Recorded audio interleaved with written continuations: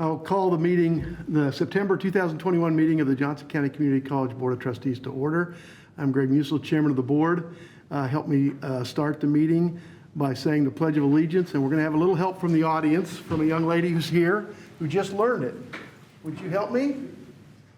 I pledge allegiance to the flag of the United States of America and to the republic for which it stands, one nation, under God, indivisible, with liberty and justice for all. Thank you very much for your help. We are here. We have 6 trustees in the chamber, and Trustee Lawson is on her way. So we do have a quorum. First thing on the agenda is awards and recognitions. The student spotlight is Alyssa Jimenez. Dr. Brown? Alyssa is a student of ours. I won't tell much of her story because I'll let her do that. But she and I, as I've had each month, when I get to spend some time with our students, just have a wonderful conversation with an incredibly talented, bright young woman. And so, Alyssa, would you please come and we'd love to hear about you and why here and those sorts of things. Well, good evening, everyone, and happy Hispanic Heritage Month. My name is Alyssa Jimenez, and this is my first semester here at JCCC.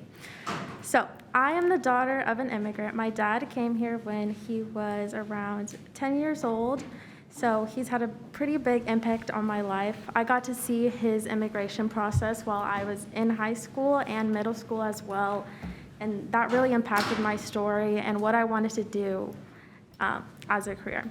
So, I am planning, well, my major right now is liberal arts, but I plan on transferring it to a 4-year university to become a civil engineer and to hopefully one day become a civil engineer as well. So, I graduated from Shawnee Mission East this May. Going to a predominantly white school really impacted my self-view on myself. I had trouble identifying who I was and just finding my place there. It wasn't until an incident in my English classroom where I discovered racism for the first time. I presented on a touchy subject to my peers, and they told me, "Why is this important? This doesn't affect us." There was no reason about talking about this. So this introduced me to my school's race project. And I got to meet with the only person of color teacher at my school, Mr. Muhammad, and he really impacted my life. He showed me that I have a place here, and he introduced me to a group of people who also went through the same experiences as I did. While also doing that all 4 years of high school, I was also involved in my school's engineering program, where I got to meet an amazing teacher, Mr. Teal, who really impacted my life and gave me so many opportunities. During my senior year, I was featured in my school's district paper twice, once for utilizing the space within a water tower, creating a CSA, which is a community-supported agriculture with an aquaponic system. And it introduced me to sustainability for the first time and helped me find another passion of mine. And also, I was featured for creating a tactile map for a blind student of Westridge Middle School, where I was also got to be featured in the Kansas City Star and got to be interviewed, and it was an amazing experience. And with that really helped me decide that I can make a change, even as a high school student, and do something I really love and I'm passionate about. And with that, it helped me transfer into JCCC, where I am now the vice president of Luna, which I love so much. I love teaching people about my culture and getting them involved, especially for Latino students. It can sometimes feel like you are underrepresented and you don't have a place and you just don't have anyone that looks like you here. But it wasn't until I came here that I found amazing people, an amazing group of people who really helped me just do everything that I wanted to do. And with that, I am also a member of the Sustainability Committee. And I am also an HDF scholar, and I won 2nd place at BizFest. But that's just a little bit about me. Well, Chris, she knows how to get in the paper. for our communications program. Maybe we'll do a little promotion with Alyssa. We certainly hope you find a place here. I wish we didn't have our masks on so that you could see the smiles here, because that might make you more comfortable as you start your speaking, and once you get done, we're all smiling with what you've accomplished. We usually have questions from a trustee or two. Anybody want to ask Alyssa? Laura, how about you? Alyssa, thank you so much for being here. I won't hold it against you that you're an East. All my kids will go to West, so, Vikings, and we'll just move on from there. But congratulations on being a really incredible scholar from Shawnee Mission. I'm a Shawnee Mission teacher. So I know that both Shawnee Mission and JCCC are working to acknowledge and embrace the diverse voices and diverse student bodies that we have. What kind of lessons did you take away from your time on East, especially with Mr. Muhammad and the projects you worked on? He was actually spotlighted a few years ago, and I got to meet him and haven't been able to keep up with all the awesome things he's doing. But I'd love to know what lessons you learned there that you think would apply for us as a big institution here at JCCC.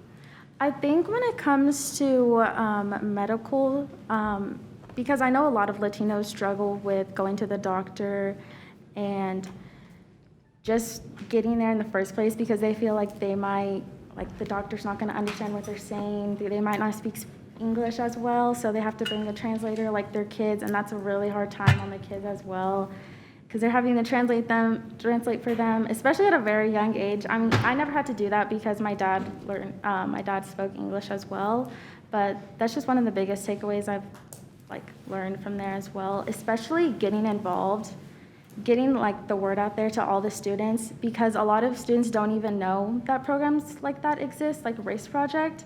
I know I didn't until the second semester of my freshman year, and I wish I knew about it earlier, because I would have not had to go through a pretty traumatic event like that in high school. But yeah, that's just my biggest takeaway. How did you find out about it? What are ways that at JCCC we could help get particularly more Latino students involved in clubs and part of our other organizations outside of basic classes? What do you think is a good way to do that?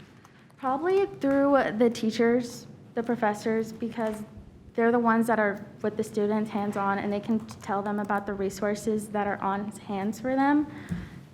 I know that would have helped me out a lot, and that'll help out a lot of students as well here at JCCC. You guys do an amazing job in the first place anyways, with advocating for Luna and with BSU as well. It's just amazing what you guys do. Awesome. Thank you so much. Other questions? Paul? Well, thank you for being here and sharing your story. We're very happy you're here, and you are involved in so many things, and I think you said this is your first semester? Yes, this is my first semester. You have so much more you can do, so we hope to keep you as long as you want to be here.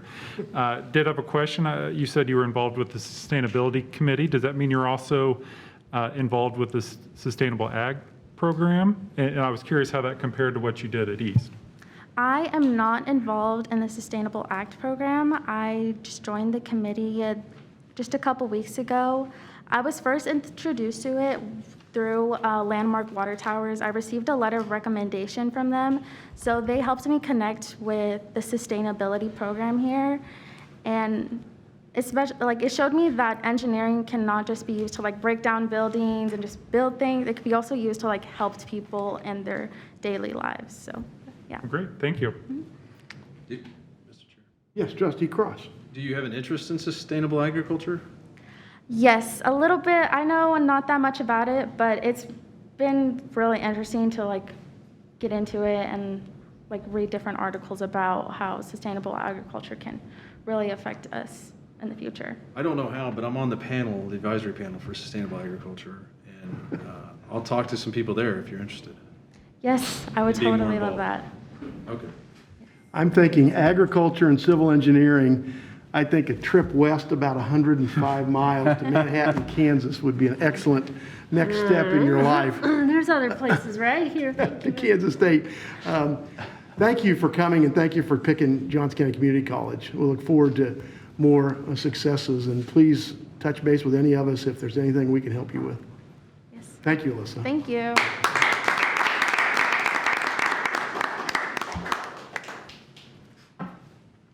The next item on our agenda is the open forum period. The open forum is a section of every regularly scheduled Board of Trustee meeting.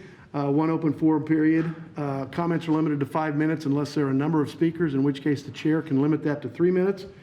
In order to be recognized, an individual must register before the meeting, either at the door at 4:45, by 4:45, or online if they want to participate by Zoom by the day before. Close of business the day before the meeting. When addressing the board, registered speakers are asked to remain at the podium, should be respectful, and are encouraged to address individual personnel or student matters directly with the appropriate college department. As a practice, the college does not respond in this setting when the matter concerns personnel or student matters or matters that are being addressed through our established grievance processes or are otherwise the subject of review by the college or board. Today we have one speaker, Aaron Prater. Aaron, come to the podium if you give your name and address for the record, and you have 5 minutes. Welcome. Thank you. Aaron Prater, 3518 Emory, Independence, Missouri, 64110, I believe.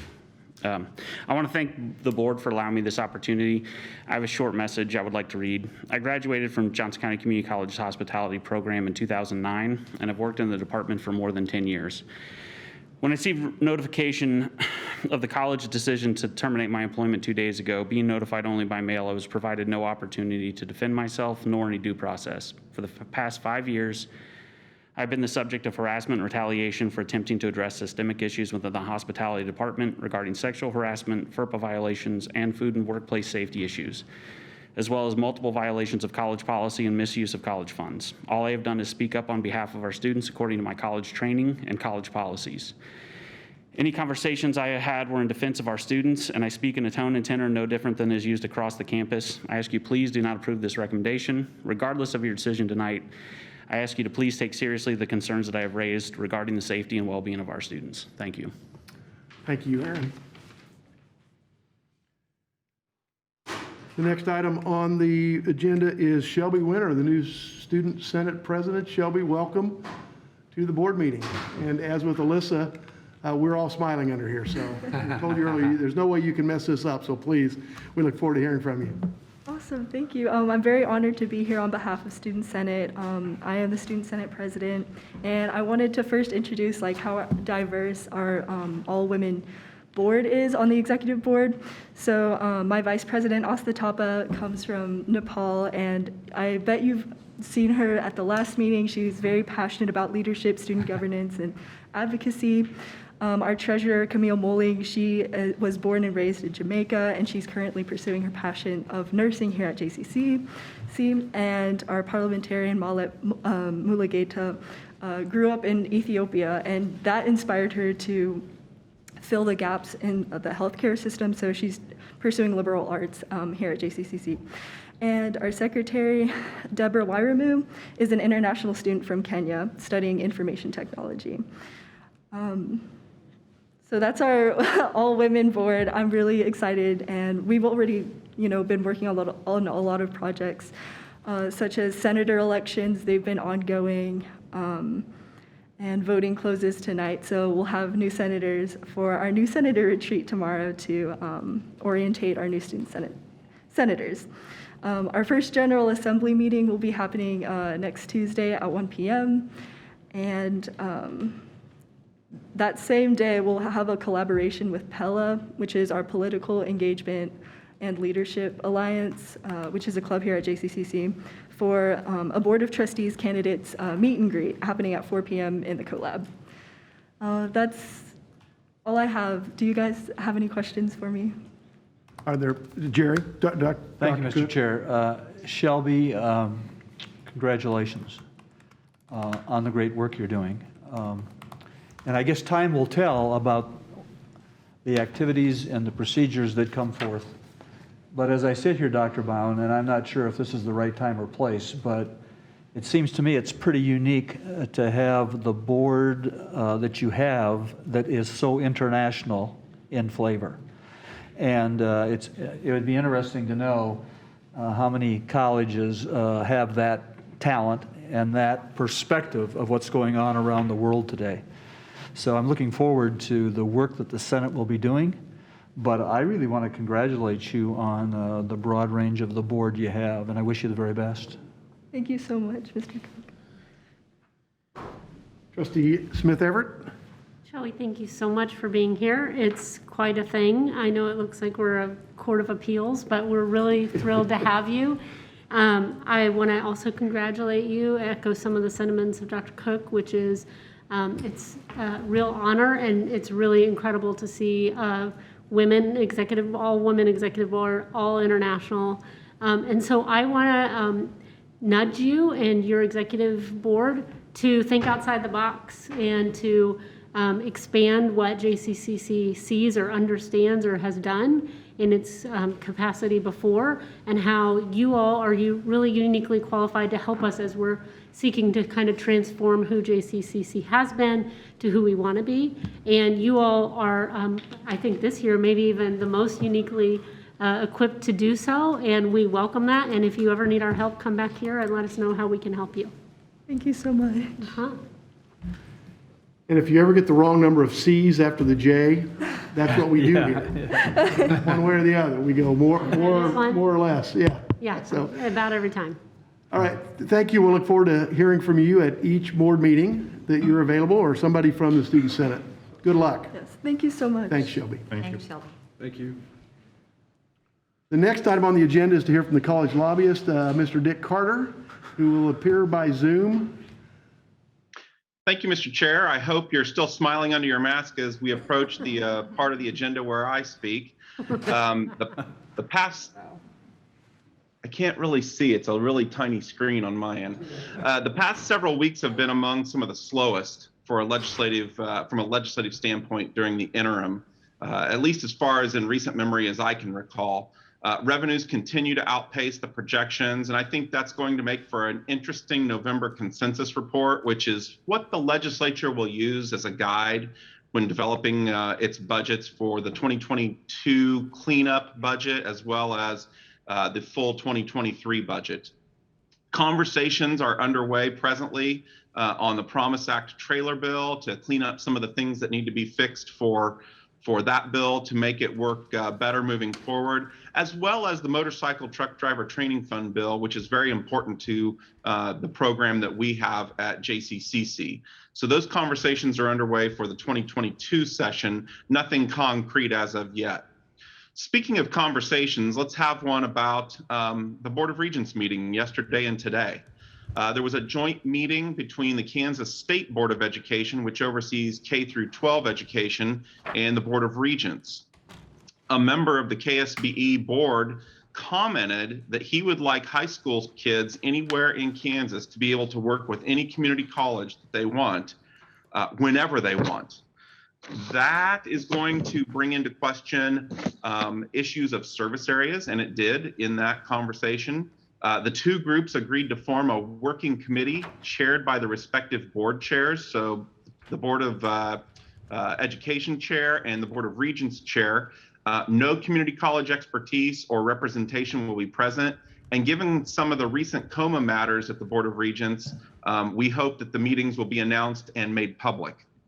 The board made it known that they would like the Kansas State Board of Education to require FAFSA completion for graduation of high school students. That also brings an interesting element to the mix when those two boards get together and start discussing what they will give and take.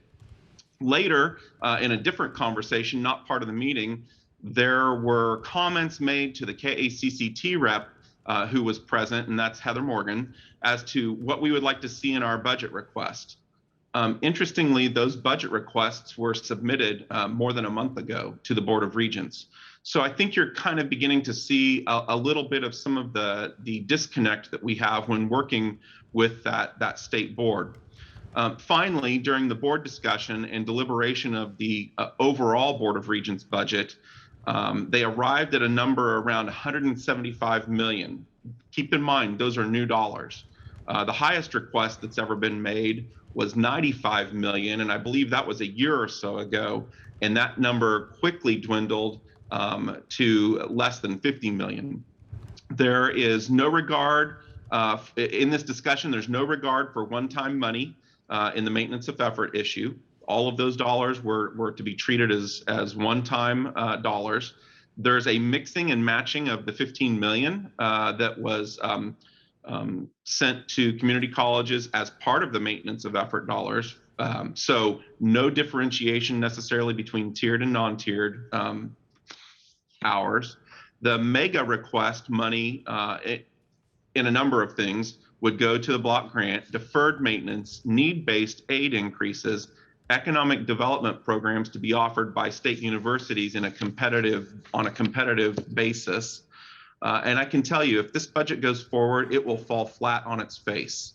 I think that it's a little bit irresponsible to make a request of that magnitude in the environment in which we find ourselves during this particular time. So this is just a little bit of a taste of what it's been like to work through issues even like the Promise Act. So, Mr. Chair, I think I would stop there. It was quite an interesting 2 days of meetings at the Board of Regents. Thank you, Dick. Kansas Board of Education governs K-12, and the Kansas Board of Regents governs or supervises higher education, both community colleges and 7 Regents universities? 6. They govern the 6 state universities and coordinate the efforts of Washburn University, the technical colleges, and the 19 community colleges. Okay, great, thank you. Questions for Dick? Trustee Ingram? I don't want to speak out of turn, but I did attend those meetings, and Dick, you're absolutely right. It was kind of astonishing to me that when the 2 entities indicated that they would like to continue to meet, that we were not included. So I would just offer that I know that Heather Morgan was involved in a conversation with one of the regents who came to her after that, and hopefully she will be included. I likewise had spoken with Cheryl Harrison Lee and indicated that I was just frankly surprised that both of us were seated in the room. We were separated, but that we were both there and certainly a part of the conversations that had been ongoing, but that we were not given an opportunity to be at that table. So I just want to offer that we have proceeded with some discussion, and hopefully, you know, we're not shy about saying we were not included and we would like to be. Dick, I have a question about the question about geographic territories, service areas, where each community college is assigned a certain service area by counties. Is there any linkage in your mind that if we eliminated service areas such that a high school student anywhere in the state could utilize Johnson County Community College, that would then be impetus for a statewide mill levy? Absolutely, that is an impetus for that conversation. And I think it goes even further than that. I think if you begin to go down that road, if I'm a state university CEO, I would be awfully concerned about a JCCC being right next to my county. And that holds true for other areas and for other state universities. It works both ways. So I think that it opens up a whole new can of worms that I'd rather not deal with. I mean, it's already going to be a crazy session in an election year, but it just magnifies the complexity of higher ed if we go down those roads. Okay. Thank you. Trustee Cross. Yeah, wouldn't any road to a statewide mill levy, wouldn't that be raising taxes?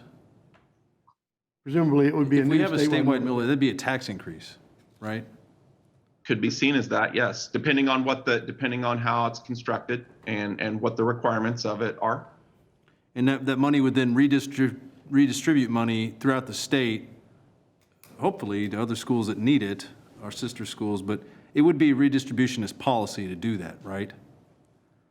I think it's fair to say if it's consistent with K-12 and otherwise, Johnson County would contribute more than its proportionate share just on a dollar for dollar standpoint. What our proportionate share is from a social equity standpoint is what the debate is always about. I didn't know we had redistributionist allies in Topeka. That's interesting.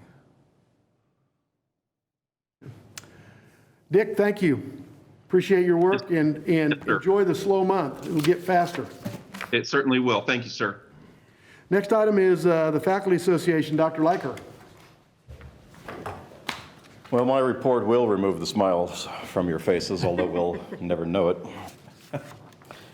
Good evening to all. My time is short, so I won't waste it by mincing words. Our academic year is off to a rocky start, at least as far as faculty administrative relations are concerned.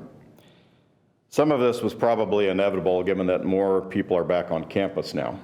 We all heard at Committee of the Whole that Ethics Point reports were down last year, maybe because folks worked in isolation and weren't interacting much. If so, then the months ahead will be an interesting sociological experiment. I'd like to quickly hit on a few flashpoints that have emerged to try and provide an overall picture of what's happening.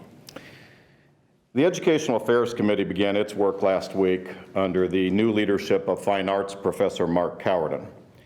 Apparently, there was considerable discussion about whether the group should meet exclusively in person or if there should be a remote option. Why that deserves any discussion at all is a mystery to me, considering that FA, ABC, nearly all departments I know of, have already moved to hybrid formats. Overcoming initial opposition from the Associate VP who coordinates those meetings, Ed Affairs will proceed with remote options for the coming year. At the FA meeting on Tuesday, we heard concerns about the strategic planning process, specifically the compressed timeline which would present the plan and its metrics to Committee of the Whole by early October, just a couple of weeks away. Concerns were raised also about how goals and action steps are being identified. No one seems to know when or if faculty input will again be solicited. And two of our representatives in that process, both FA officers, wonder if the early spirit of inclusion is being replaced by the top-down approach we're all so familiar with. I've asked those individuals to put their concerns in writing, which they have, and I'll present them to Dr. Bown and Mr. Clayton in the next few days. The Spring 22 schedule went live for public viewing this week. Within 2 hours, my wife, who teaches business office technology, was getting questions about what time her classes meet. Are they hybrid or in person? What is a hybrid anyway? Please help me out because it doesn't make any sense when I look at it, and things of that nature. Hers is a small department. The problems are magnified in areas like science, where chairs are trying to help students navigate the confusing realm of the Banner class search interface. I challenge all trustees to enter our website, try to sign up for a credit class, and measure how long it takes you to determine what you're actually signing up for. The frustration you'll encounter lands on people like Professor Laurie Slavin of chemistry, who, since the new course designations took effect, has, and I quote, been yelled at, cursed at, been accused of all kinds of things, and hung up on more times than I can count. They also fall on instructors like Brenda Edmonds of math, who took pains to show me just how many screens it takes to discover that a certain college algebra section meets on Zoom 3 times a week with one specific on-campus day for a midterm exam. If I'm confused, you know students are too. And while I wouldn't assume a causal connection to the drop in math's asynchronous enrollment by 28% since last year, it's reasonable to suppose students are clicking on the websites of our competitors and doing some comparing. By the way, I hope no one is taking this criticism personally. My own popularity hasn't been exactly stellar since I made clear that academic proctoring is an issue for the ABC and not FA to tackle. Professor Ty Edwards and Dr. McLeod have been working on some tentative steps to fill the hole that was left when testing services changed. But it is still an ongoing challenge for accounting, science, and math to find and schedule the classrooms they need for in-person testing. Speaking of the math department, I attended their meeting yesterday when Dr. Bown introduced a new approach for co-requisite remediation as a way of improving success rates. Andy, you and I spoke Tuesday about your plans for that meeting. I'm curious to hear what kind of accuracy rating you'd give my prediction concerning the faculty's reaction. To say it was lively would be an understatement. To say it literally produced tears would not be an exaggeration. There's a lot on this topic about which my math colleagues need to educate me before I can speak intelligently. But from my corner of the Zoom screen, I heard 2 major takeaways. That the 4 faculty who do Quick Step Plus believe their hard work and accomplishments have been minimized. and that administration wants a major revision affecting thousands of students within an unrealistic timeframe during a semester when people are already working 10 hours a day or more, finding new ways to teach and assess during the biggest public health crisis in more than a century. I'm going to say something that will sound sacrilegious to many of you. Completion rates aren't everything. Neither is enrollment. Both are important, sure, but they should not be the full measures of success. My dad was a carpenter. He built houses all over the town of Hayes. He could guarantee the outcome of his product because he had control over two things: his tools and the raw materials he chose to build with. Faculty have control over neither. For our tools, the classrooms, the labs, the technology, we depend on you and the people behind me. For our raw materials, the students wanting to be taught, we have as much control as a doctor has over the patients who come into the ER. We teach whomever comes through the door, and they come with all backgrounds and levels of preparation, and sometimes with no preparation at all. We do our best, but at the end of the day, we don't guarantee outcomes, nor should we. To do so would be to take credit for student success and shoulder the blame for their failures. Both are unfair to them and to us. All this speaks to a growing morale problem of which JCCC is not alone. Hardly a day has gone by in the last few weeks when an article hasn't appeared in the Chronicle of Higher Ed with titles like "Why I'm Leaving Academia," "The Great Disillusionment," "On the Verge of Burnout," and "A Mental Exhaustion." I'm not an optimistic person by nature, but as long as I'm FA president, I don't permit myself the luxury of getting cynical. I choose to believe improvement is possible. Lest you think there are no bright spots, I'll give you two. I've heard from counselors that their morale is significantly better since their request for part-time remote work was accepted. And at Tuesday's FA meeting, Alyssa Pacer gave an excellent overview of the college's handling of COVID and asked for faculty's help in changing behaviors that will keep the campus safe and allow in-person teaching to continue. I asked her to do this. It was not required of her. Public health is not an FA matter. But the more astute of us know that important messages should be repeated wherever possible, and territorial boundaries are a silly thing when it comes to communication. I realize administration is trying to create a structure based on process, ensuring not only that problems get fixed, but that they're fixed in the right way. That's fine, but I submit there is no structural solution to a cultural problem. In our case, that problem is manifest in a prevailing sense among those who teach and advise that concerns maybe are being heard, but they're not being seriously acted upon. That concludes my remarks. Jim, thank you for the uplifting report. I know those are all serious issues. You and I and Brett discussed some of those at our breakfast. I think it's fair to say that I don't agree with the characterization of all those. I appreciate your bringing them to this board. I more so appreciate your working through the administration on those.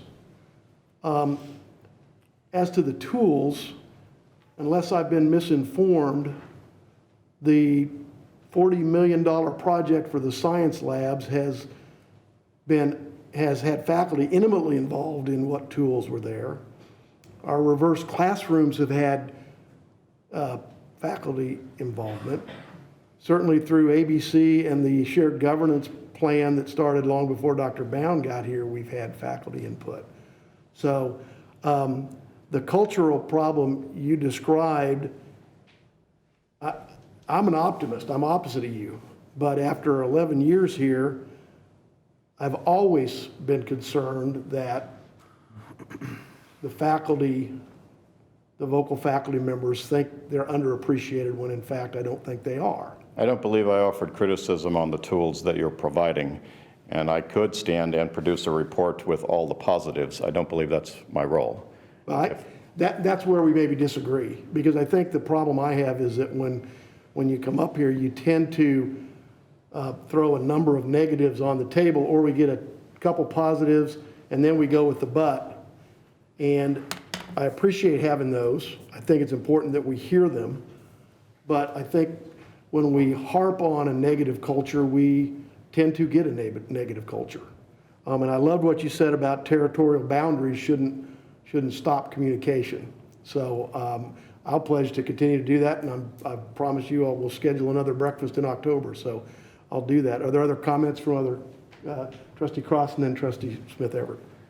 Mr. Chair, I appreciate your attention to this matter. And Professor Leiker, it sounds, I don't have all the facts.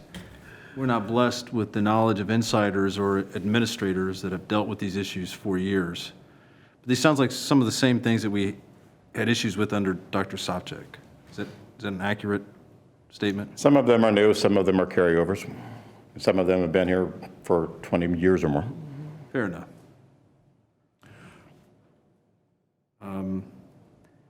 I think that if I hear you right, that you'd like more attention to this than simply superficial listening and breakfasts. I hear an awful lot that faculty aren't being heard. That's not the problem. We're being heard. We need to see these concerns being acted upon. And while I take Greg's comments about the tone of my report seriously, I'll stand on the FA President's prerogative that I bring items before the board that I think need attention. And if that comes across in a disillusioning way, then that's the consequence. I think, like Trustee Musil, I'm a pragmatist. I can't claim the optimist mantle he can, but I'm a pragmatist and a practical person, and I think that we've had some really consistent problems here. I think for the last 5 or 6 years, and certainly in my time, I do think there's a ton of positives. We worked to outline those. I appreciate your honest counsel, and I'm sure there'll be other remarks now that I've spoken, but I appreciate you being here. Thank you, and I'll ask the trustees to look back over the last 18 or so months of my reports and count the positives and negatives, and I don't think you'll find that I'm as cynical as perhaps I'm being painted here. So, not that you did that, Trustee Cross. So. Laura? I want to thank you for being here. I want to acknowledge your role is to represent the faculty, and I understand that, and I think that you do a fine job of bringing up the faculty issues. For my part, I just want to be very clear, and I will continue to push back to you, but also to other faculty that bring these sort of continually ongoing complaints about not being heard. That quite frankly, the faculty are not the center of this institution, and they cannot be. And as long as the conversation always centers around faculty, then we're really misguided in what our purpose is. And I will say that I feel very strongly that some of these changes have needed to happen 10 years ago. And I frankly think that leadership did not have the ability to overcome this constant narrative that the fact it wasn't going to happen or work the way faculty wanted it to. And frankly, if we don't make every single conversation about students and why or how it best serves students, then we're all going to find ourselves out of a job really quickly. And I want to communicate that with you directly because I know I can be that blunt with you. And I also encourage you, if you have faculty speaking about this over and over like you did, ask them to put it in writing so we can see the actual details. Because it's one thing to speak in sort of big picture, not feeling appreciated, but it's another thing to actually get the details and get down to what it is that is actually causing this. Because in the short time that Dr. Bounds here, I really have seen some of those changes that take a while for people to see that that's the avenue to get these grievances heard and get changes happening. And I think we're just at the beginning of those, unfortunately. And so for a lot of people, they probably don't see the ability to use some of these new structures to get these grievances heard. However, I do want to say that change is the only constant we have in the world. And we as leaders have to decide whether we are going to take change as what it is, which is always happening, and embrace it and say, what are we going to do about it? Rather than whether we're going to change or not. Because the question isn't whether we're going to change or not, it's how and when. And if the pace that we are going to make these changes is too hard and too difficult, and I'm a professional educator. We are living through a pandemic, and I completely agree that that is a layer that we need to acknowledge for all people because it is oppressive and exhausting. We're making life and death decisions on a regular basis, and that really impacts an institution and individual's ability to make decisions. However, we have to make some of these changes for the success of our students on this campus and, frankly, for the ability for this institution to keep going on. Because if we don't, we are going to find ourselves irrelevant. So I want to offer that to you as a way, because I know that you are a vessel back to faculty, and I just wanted to put that out in the public. And I'm happy to continue having ongoing conversations with you. I appreciate your leadership, and I feel that you are a leader who is willing to, at times, stand up and offers those blunt truths back to the group that you represent. So thank you for doing that. Thank you, Mr. Chair. Cook. Dr. Leiker, thanks for being here. I have a son-in-law who's a high school principal in the region, the Kansas City area. I have a daughter who's an elementary principal in the region, same school system. We visit a little bit about the challenges they have. I consider you to be an administrator of the Faculty Association. I consider you to be in a really difficult position because everybody's bringing concerns to you. And when I have a chance to visit with them and they ask about, gee, what do we do? Well, if everybody's doing their job, representing who they represent, we're going to have conflict. If everybody is passionate and feels good about what they're doing. And so the question isn't whether we have conflict or not, it's our ability to deal with it. And so I kind of agree with Laura Smith-Everett here in terms of how do we go about the process. The challenge with having input and shared ideas is that if I don't get my idea approved, I'm not happy. And so I would challenge all of our administrators and our team to how do we deal with conflict differently? How do we deal with it so that we can have action in a timely fashion? I did want to clarify, so I appreciate what you're doing, and I know you're in a tough position.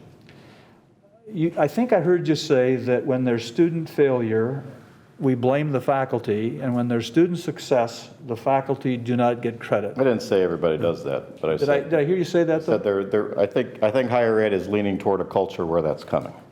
And where I have difficulty with that is that whether it's student highlights coming to speak to us, or whether it's visiting with students out on the campus, time, and for 12 years, time and time again, people say, someone at Johnson County Community College, a faculty member, helped me, related to me, and if it wasn't for them, I wouldn't be successful.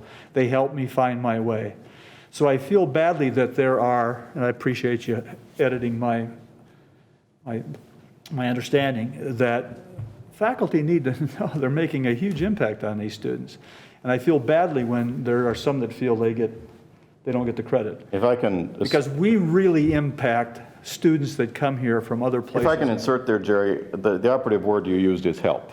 The students' successes are their own. I don't take credit for those. Well, If I can facilitate their learning, if I can take a student that's coming in with challenges and let them walk out the door with having done better, then I feel I did my job. But the success is theirs. I understand that. But if it hadn't been for your interaction with them, they might not have received the degree of success they received. I'm just saying, I understand take that. a little more credit for what you're doing. Anyway, thank you. Trustee Lawson. Thank you. I don't think it should matter how you explain this to us, whether it's as negative as it needs to be or positive. The fact is, I thought that comment was very dismissive and devaluing of what your report is when it comes to the board. And I want to make sure that the message is very clear for any faculty association president that no matter how that is presented, if you need to tell us what is going on, that you have the freedom and the space to be able to feel confident to continue, and your successors also to be able to come up and talk to us. However negative that may look like, that's great. We need to solve problems. We're not here to have rose-colored glasses and look at everything as rosy and great. That's not the point. The point is solving problems. So I appreciate you coming up here. When it comes to a lot of the math changes that are happening, I'm not I'm someone who is in favor of what the administration is doing, but I'm open to the conversation to be able to discuss more of why I think that way and to be able to problem solve. So I appreciate you coming up here, and what you have to say is valuable, and I don't care what form it comes in. I just appreciate you speaking on behalf of the faculty. Thank you, Angelina. I will. I see nothing else. Thank you, Jim. I think we all feel like we can be honest and frank with you, and you'll be honest and frank with us. I've never seen anything other than that, and I appreciate that. You can count on it. I know I can. Thank you. The next item on the agenda is the Johnson County Education Research Triangle, Trustee Cross. Yes, thank you, Mr. Chair. The committee has not met since we last met, and they will again meet in October. Kansas Association of Community College Trustees, Trustee Ingram, you gave part of your report with the Kansas Board of Regents meeting, but the floor is yours. Yes, thank you. Now, this will be strictly information from our June, it says June, it was August 2021 meeting recap. We did meet in person and in a hybrid format at Hutch Community Colleges, and we had all colleges in attendance represented either by their presidents or trustees, or both. We heard about emerging legal issues, including changes to Title IX, social media litigation, and other aspects of governance of which boards of trustees need to be aware. We did hear from Regent Cindy Lane about her role as chairperson of the Governor's Education Council, the Advantage Kansas Coalition, and had a robust dialogue about how K-12 and community colleges can work better together. Regent Lane asked for consistent and constant communication to help advance the higher education system. So once again, we're hearing about the importance of communication and collaboration. We also heard from Kansas Department of Education Commissioner Randy Watson about his Kansas CAN tour and about the graduation task force for which he is looking to make changes for our incoming 8th graders through high school students. We heard from House Representative Jason Probst about the upcoming legislative session and hot budget issues of unemployment, the state budget, which is structurally imbalanced despite record revenues, upcoming tax credits which will be proposed this session, and the effects of poverty and how policy implications may impact people's decisions regarding higher ed. If you will remember, when the governor was here to sign the Promise Act, I was acting in place of our executive director, Heather Morgan, who was unable to attend that ceremony. At the end of the ceremony, I was given a signed copy of the Promise Act and the pen, which was used to sign. And after I left that event, I contacted Dr. Ban and I said, I knew that information probably, or the piece of information, as well as the pen, was not mine to keep. So we discussed, and at that KACCT meeting, we presented Heather Morgan with the pen and the certificate. And Dr. Baum said a few words, as well as Fort Scott president, who is the Council of Presidents president, Alicia Johnston, also spoke to thank Heather for her incredible work regarding the Promise Act.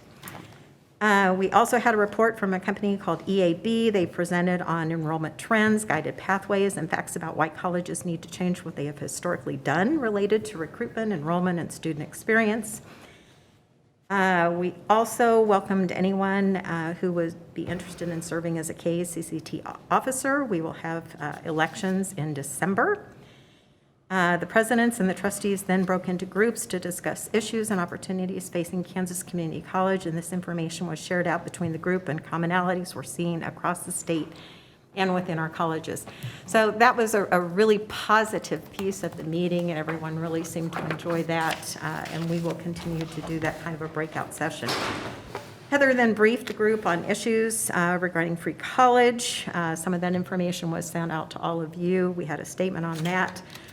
We reviewed the KACCT legislative agenda, which also was in the packet prior to the meeting. Just a lot of general information was exchanged. It was then suggested that the December KACCT meeting is likely that we will discuss critical race theory, so we will be considering a statement if in fact that is something that the group agrees on at that time. So We did adjourn the meeting right at 12 noon on that Saturday, and the next meeting will be at Pratt Community College on December 3rd and 4th. It has not been decided whether that will be a hybrid or just simply in person. Heather is a one-man show as our executive director. She does not have an assistant, so, kind of managing all of that is a lot. So we will make that decision, and I do believe that the president's officers as well as KACCT officers will be meeting over the next couple of months to kind of walk our way through the next year. So that concludes my report. Questions about the KACCT quarterly meeting? Trustee Lawson. Yeah, so I had a call coming here from Butler Community College. I guess there was a conversation about CORA requests at the KACCT meeting, that we get CORA requests in our board meeting. I heard about that. That was not a discussion item that we had, so it must have been a side conversation that someone had. It was not discussed in general terms. Okay. Yeah, they said something that you mentioned, that we get those CORA requests in our board packets for public review. I and did not guess- mention that at all. That was Okay. not mentioned to my knowledge at all. I understand, I heard that. That was reported to me as well, that someone had shared that, but that wasn't publicly discussed as far as I know. So I was surprised by that and spoke to Dr. Brown about that. I don't know Great. anything. I appreciate that, because it sounded like a bunch of presidents and trustees coming together to share CORA requests, and I just think that's incredibly disrespectful of the people who No, are that did making not those occur. requests. I'm not so- sure where you got that information. No. Well, I mentioned, I got a call from the Butler trustees, so I just wanted to, as I'm coming here. The Butler trustee who was there? I don't know, so I'm just saying I got a phone call, so I just wanted to ask that question. No, If I could just, there are no conversations among presidents, and I haven't seen at any of the meetings that I've been to and participated in, were there any discussions about core requests? Okay. That comparing core requests or anything like that? Just Yeah. heard nothing like If that. it was, the only thing I was just asked is that if we can have a line item showing those core requests before it becomes something like that out there, which I don't even see in our board packet, period. So I feel like that's something you have to specifically ask for core requests, correct? Yeah, I mean, that's what I thought. Okay, that resolves, that was the question I had about the meeting at KCC. No, Thank okay. you, Trustee. Glad you asked. Thank you. Trustee Cross. Yes, sir. Thank you, Mr. Chair. I don't understand. What is a core request? Kansas Open Records Act request. CORA. An apparent, CORA, yeah. Oh, excuse me. And then, was it trustee Jim Howe? I think Jim Howe's a trustee at Butler. Is that who called you? Nope. Okay. Other questions? I don't see any, so we'll move on to the foundation liaison report. Trustee Snyder. Thank you, Mr. Chairman. At a previous meeting, I reported the foundation provided $1.6 million to college students last year, and that was a new record. But I spoke too soon. Now that the fiscal year has officially closed, the foundation is proud to report the actual amount provided to students exceeded 1.7 million. So that is, again, a new record. And this is an important milestone because it came at a time when so many of our students were really struggling with changes in the community and COVID and everything else. So thank you to the generous support of the community that stepped up with increased contributions to the foundation. The next Foundation Board of Directors meeting will be held on Wednesday, September 29th at 5:30. This meeting will be held at the Olathe Health Education Center, OHEC, part of the college's nursing program. The Center for Sustainability's Harvest Dinner was held on Friday, August 27th, and there was a tremendous success. More than 130 attendees helped raise funds to support scholarships for students in the college's Sustainable Ag program. The foundation's annual Lace Up for Learning 5K, either a run or a walk, based on your preference, will be returning to campus on Sunday, October 10th, with proceeds benefiting student scholarships. You can register as a team or as an individual, and you can find details on the foundation's website. We are anticipating more than 200 participants to that event. And the foundation continues to plan a limited capacity in-person Some Enchanted Evening Gala on November 13th. Event and table sponsorships are, as well as individual ticket opportunities, are all currently available. And in addition to that, the in-person gala, the foundation is again providing opportunities for people to make direct contributions to student scholarships. And you can contact the foundation office or visit the foundation website to learn about those options. And that is it. Thank you. Questions for Paul?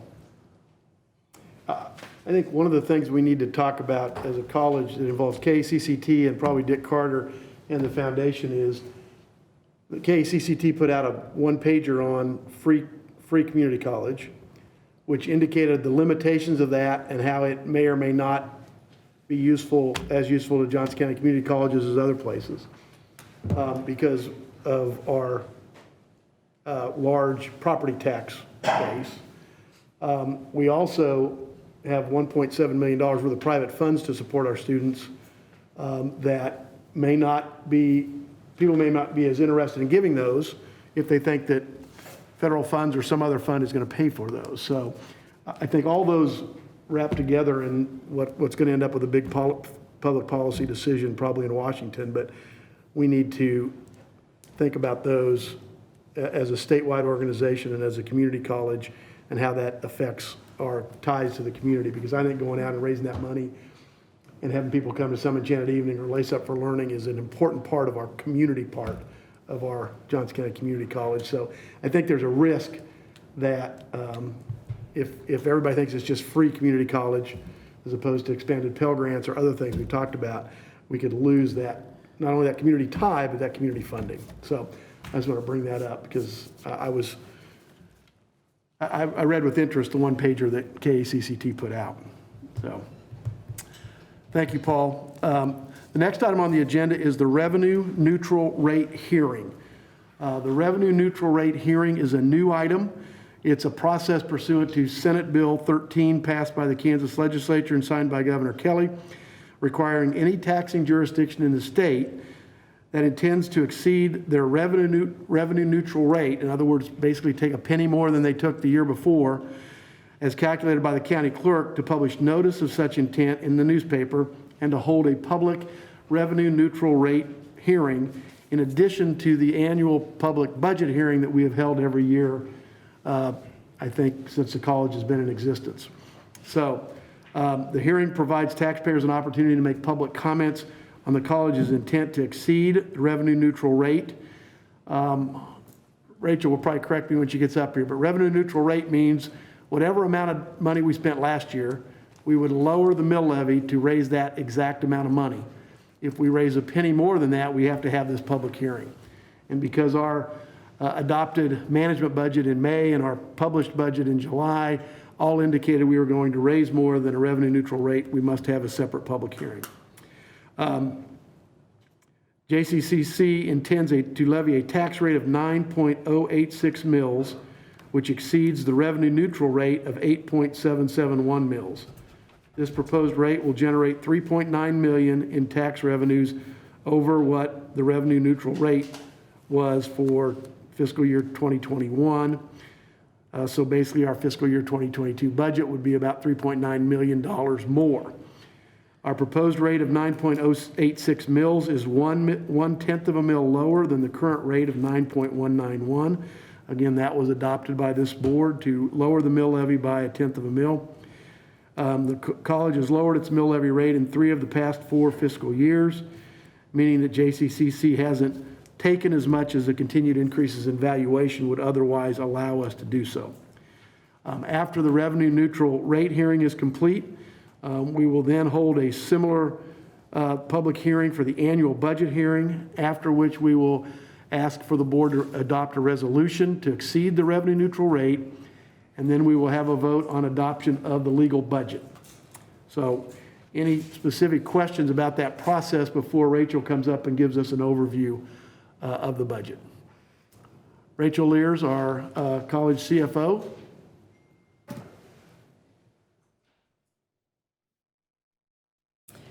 Okay, thank you. We've got a couple PowerPoint slides here that I'd like to share in order to provide a brief summary of our budget and a little bit of context before we move into the revenue neutral rate and our annual budget hearing. You just indicated something that I don't think we've thought about. The speaker can't see the computer screen, can you? It's okay, I've got my, Okay, but that I've got my notes. might be something we look at in the future and put one down here maybe or something, so you're not looking over to the side. Sorry to interrupt, but It's okay, it's all good. we're changing things around and we're going to learn stuff. Okay, good. So the first slide here, this is a very busy slide, but just wanted to start with a little bit of information and a reminder about our annual budget calendar. So we have a very lengthy budget process. It's essentially a 12-month process from start to finish, and it's been extended a little bit longer than normal this year because, again, of Senate Bill 13, which required that tonight's revenue neutral rate hearing has to occur between August 20th and September 20th. So you'll see those related adjustments to our calendar. As a reminder, the college operates on a fiscal year that begins on July 1st. So many of the activities in this budget calendar are centered around getting a management budget or a working budget in place before our fiscal year begins on July 1. And so, of course, the board adopted that management budget back in May, and we've been operating within those parameters since that time. That means tonight's task, again, is to adopt our final and our legal budget, which sets our statutory spending authority, and it also officially establishes the amount of property tax dollars that we intend to levy based on a proposed rate. And so again, just to clarify, the final mill levy rates are not actually set until the beginning of November when the final property valuations are certified by the county. And so it's likely that there will be a slight adjustment to the final mill levy rate at that time. But again, we have a very long process. It's a collaborative process. Over 100 people on our campus are involved in putting the budget together every year. Our process provides for regular updates to the Board of Trustees and the Committee of the Whole. Most importantly, we have our annual public workshop in April, and that's in advance of that July 1 fiscal year begin date. So after tonight, we will be done with fiscal 22, and then next month we'll get started talking about fiscal 23. No rest for the weary. Okay, so a little bit of detail again about our general fund budget to summarize the main components of our revenues, starting with our property taxes. So our budget is based on an assumption that assessed valuation will grow by 4.5% next year, and that will drive the year-over-year increase in our property tax revenue, the growth in property valuation. As Trustee Musil just mentioned, our proposed tax levy rate is higher than the revenue neutral rate that was calculated for us by the county clerk, but it's actually about 1/10 of a mil less than our current tax rate. And again, the board has voted to lower our mill levy rate in 3 of the past 4 fiscal years. With regard to our revenue from student tuition and fees, we are estimating within our budget that our credit hour enrollment will decrease by 3% from where our budget was last year, and that's really due to the continued impact of COVID on our enrollment. And tuition and fee rates will remain unchanged. So that means that for the 3rd consecutive year, Johnson County residents will pay $94 per credit hour, in-state students $112, out-of-state and international students $223, and then our metro rate, discounted rate of $138 per credit hour. Moving into our expenses, for salary and benefits, that's the largest component of our budget. We are not budgeting a change in the total number of positions that we have for faculty and staff members. We are providing for, on average, a 2.5% salary increase. And that's based on the master agreement that was negotiated with the Faculty Association, and that process was completed in June. Our total operating expenses, the budget is actually going to decrease. However, we have established a placeholder of $500,000 in funding to support our strategic plan and the emerging initiatives that are evolving from our planning process. I believe you'll hear more about that next month, about some of the details connected to those plans and action items. And then again, our budgets on things like travel and supplies and events have continued to decrease, again, based on the modified level of operations on our campus. And so again, we have a lower total amount of operating budget than we did this past year. And finally, within our capital category is the single largest component of the budget, and that's a $26 million budget line item for the renovation year 1 of our science laboratory and classroom projects. And again, that's a 2-year project, estimated to cost $40 million. We're going to pay for that from general fund reserves, $26 million this coming fiscal year, and $14 million in the following year to complete the project. So when we look at the sources of our revenue, again, this is the general fund of the college, the primary operating fund. About 67% of our total revenue for next year is estimated to come from property taxes. From there, we'll have about 17% of our revenue from student tuition and fees, 14% from our state operating grant provided by state of Kansas, and then about 2%, of our revenue comes from investment income and other income. Total revenue projected at $165 million. With regard to expenses, again, looking at those expense categories and the percentages of total, our largest component of our cost structure is people. So when you look at the salary and benefit pieces of this chart, those add up to about $125 million of our general fund budget, or about 66% of the total salary and benefit costs. From there, we have our current operating budget, which is about 16% of the total. That capital allocation is 16%. That is going to include the $26 million for the science labs. And then our debt service, which is principal and interest due on our long-term debt obligations, is about $3.7 million, or 2% of our revenue, or expenses, So in conclusion, the recommendation that you'll have before you this evening when we get to the Committee of the Whole report is for the board to adopt our legal budget, our final budget for FY22 as proposed. That includes total revenue of $165 million, total expenses of $188.3 million, for a net planned use of general fund reserves of about $23.2 million. And again, that is the largest component of that use of reserves is the planned spend of $26 million, spending down reserves for the beginning of construction of the science lab project. So I will stop there and move on into the hearing. Okay, trustees, what I plan to do is hold the two hearings and then ask everybody if they have comments on both components before asking for a vote on the resolution for the revenue neutral rate and a separate motion on the adoption of legal budget. So we only talk about it once, if that meets everybody's okay. I'll open the public hearing now on the revenue neutral rate. Ms. Schlicht, I'm going to ask if you will stick your head out and make sure there's nobody out there that wants to speak. We have no registered speaker for either of the public hearings, but I'd like to confirm that before we go forward.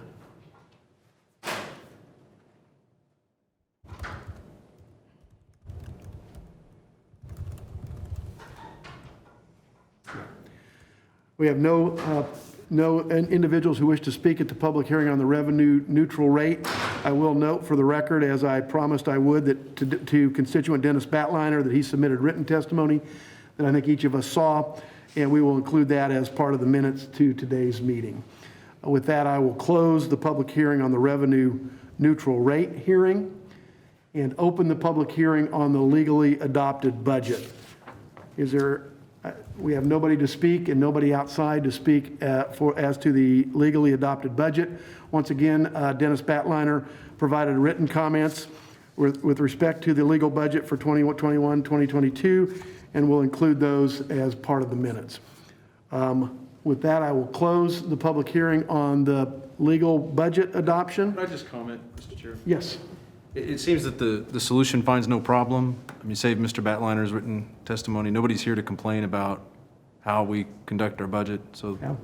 I'll let each trustee draw their own conclusions. It's not unusual. I don't know that we've ever had a speaker in my 11 years to talk about the budget, but we can talk about it, so. I appreciate that. Yeah. I agree with you. I think what I'll do now is open up discussion on the budget, and then we'll go to the resolution, and then we'll go to a motion. So is there anybody that has any comments they want to make about the budget? Trustee Snyder. I have questions, actually, if Okay. Rachel's available.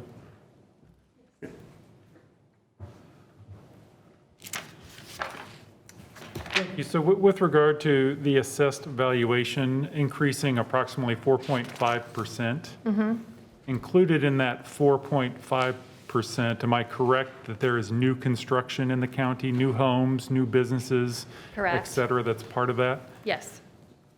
So am I correct in saying, if we wanted to tax or capture any tax from any of those new homes, a home that wasn't around in 2019 or even 2020, we would have to vote to exceed the revenue neutral rate.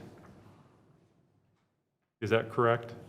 If we wanted to accept any money from a brand-new home or I think business in so, Johnson yes, County, we would yes. have I believe to. that makes, Okay, I just wanted to clarify that. that makes sense. I think that is my only question for you. Okay. And I will, Mr. Chairman, go into just a couple of quick comments. So this revenue neutral rate is a new process for us. I understand and appreciate the intent of it. I do want to make clear to anyone watching that I don't view what we are doing in exceeding the rate in any way as us raising taxes, at least in the traditional sense that one would think of raising taxes. Segueing that to the mill levy, I do think that we have a mill levy that is too high, and express those comments whenever we had that debate in May or June. I will certainly vote to approve this budget and approve the revenue neutral rate exceedance, but do believe that this board needs to be looking at adjusting our reserves and the amount of money that goes into reserves, and then trying to give some of that money back to our community members. Thank you. Other comments on the budget? Well, I don't- Trustee Lawson? I have an amendment, but usually during that portion, there's also Okay. discussion to the amendment, so I'm We not we can sure. do that after the motion is made to adopt That's what I on the figured. legal. Okay. I guess I don't. We have to adopt a revenue neutral rate. We have to adopt a resolution exceeding the revenue neutral rate regardless of whether it's $1 or $1 billion. So we'll do that first. Then we'll go to the motion to adopt the legal budget, at which time amendments would be appropriate to be offered. So, but I think I'll make my comments, at least my initial comments now. I appreciate, Trustee Snyder, what you said, because I remember asking Rachel, and I can't find the number, but this county is growing. This college is part of the engine for that growth. And to indicate that we are not entitled to take one penny more than last year, or it's somehow a significant tax increase, I think misunderstands the fact that when you're growing, if there's a new home or a new business or a new warehouse in Edgerton, that those new properties should be paying part of the load for the college that has helped get them here. So certainly that portion of new growth is not troublesome. I always bring my budget book because I think it's important for people to know that this is on the website. The budget workshop that we went through in April, Senate Bill 13 was supposedly all about transparency. I think we have been fully transparent since at least fiscal year 2012 with books like this, and then a final book of the budget that tells everything we're taking in money, everything we're going to spend in money. So if you are interested as a member of the public in seeing what we do, we can demonstrate to you where that is on the website. On tuition, I have mentioned it at least in the committee of the whole. I think it's fair to mention it here. We have raised tuition $1 a credit hour for Johnson County students in 7 years. The amount of property tax that we get for our budget has gone from 55% to 67% since fiscal year 2013.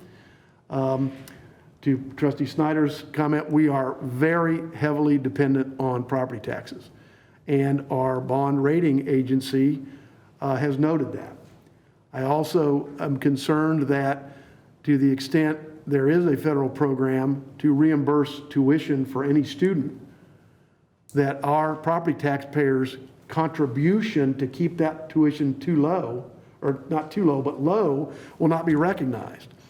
And so the federal government may say, well, we'll continue to pay $94 a credit hour, but everything else on this college campus is up to property taxpayers. That would be unfair to our property taxpayers who have loyally supported this college and increasingly supported this college over the last 10 years. And I think another point we need to make is we need to, and we are working on, but we need to make sure we rededicate the effort of everybody on this campus to enroll and retain students and get them to complete. Because Mr. Batliner's points are fair points. We are down significantly in tuition, and at one time when I first joined this board, we bragged about our low cost per student because we had 21,000 students following the 2008 recession, and we bragged about what our cost per student is. We don't brag about that anymore. And unless we increase our enrollment, that 72% of our budget that goes for personnel is going to come under closer scrutiny. So I know all of us up here are committed to that. I know everybody in the audience and as part of the campus is committed to it, but we need an all hands on deck on enrollment. And I know it's not easy because we're in a pandemic that nobody knows how we increase tuition, how we increase enrollment. We just don't know, but we need to do that. And then I think the last thing to point out is what Rachel pointed out is we are making a massive commitment to new science labs, $40 million over 2 years. We could have spread that out and we would have disrupted the academic programs for 4 or 5 years as we initially thought. Those labs are being designed with incredible input from faculty so that they are state of the art, the best we can have. And then Dr. McLeod and others, your job's to fill them. We want them full of students all the time in the various STEM professions that will do that.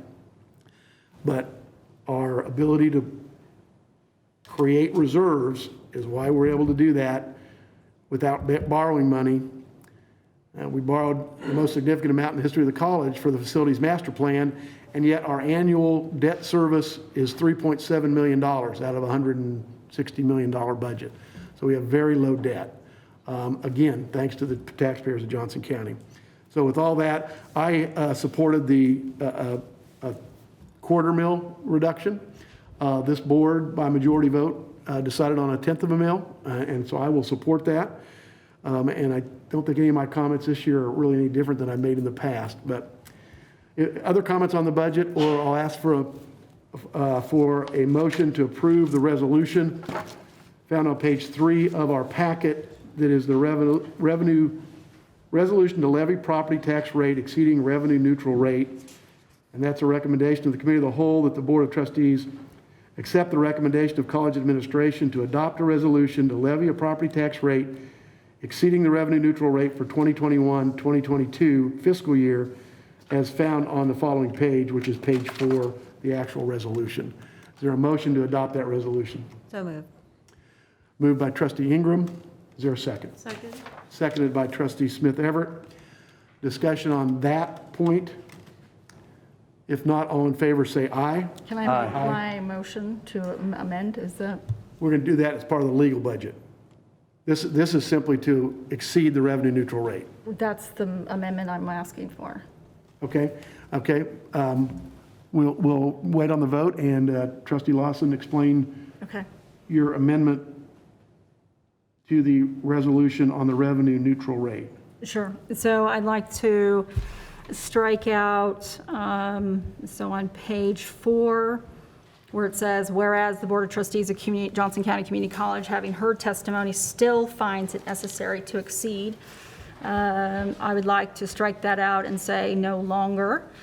My second part to that, which would pair, would be the next sentence in the resolution, which would say Johnson County Community College shall levy a property tax rate exceeding the revenue neutral rate of 8.77 mils. I'd like to strike out exceeding and replace it with of exactly. Are you suggesting that our budget should be based on an 8.771 mil levy?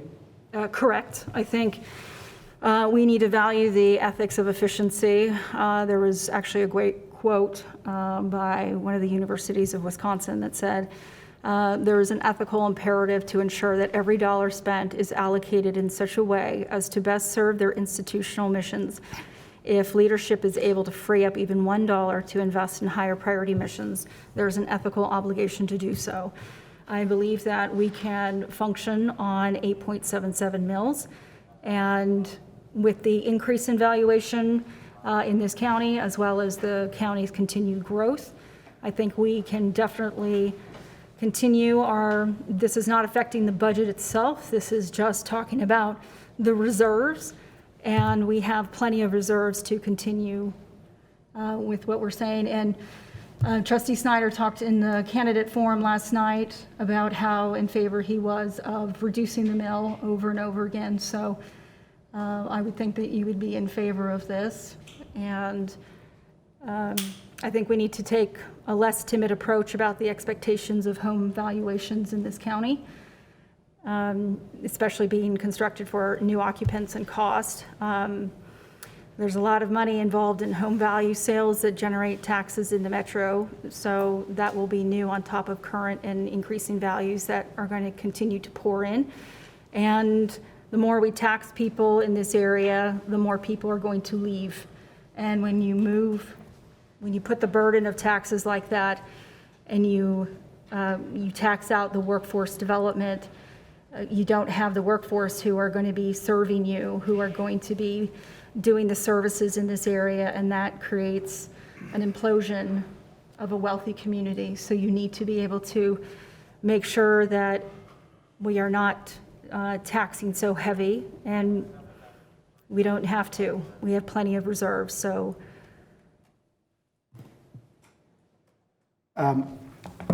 So as I understand it, you want, the effect of your amendment would be to vote down the resolution to exceed the revenue neutral rate, because you want us to stay at the revenue neutral rate. So it's not so much an amendment as you're arguing that we should reject the resolution and forego the 3.9 million in dollars that were in the budget that are being generated by the amount over the revenue neutral rate. I think you're putting your bias on my statements. So what I said is that I want to strike out 2 words in this and replace them with the words that I mentioned so that we do not take more than the revenue neutral rate of 8.771 mils. If I understand, and I'm not sure how I'm showing my bias, I'm trying to understand your amendment. If the amendment changes Johnson County Community College shall levy a property tax exceeding the revenue neutral rate to one that is exactly the revenue neutral rate, then we do not need this resolution. We will be at the revenue neutral rate. We don't even need this. So you're asking that this resolution not be passed. There's no reason to pass it if we're not going to exceed the revenue neutral rate, which is what you are advocating. So are you not willing to accept my amendment?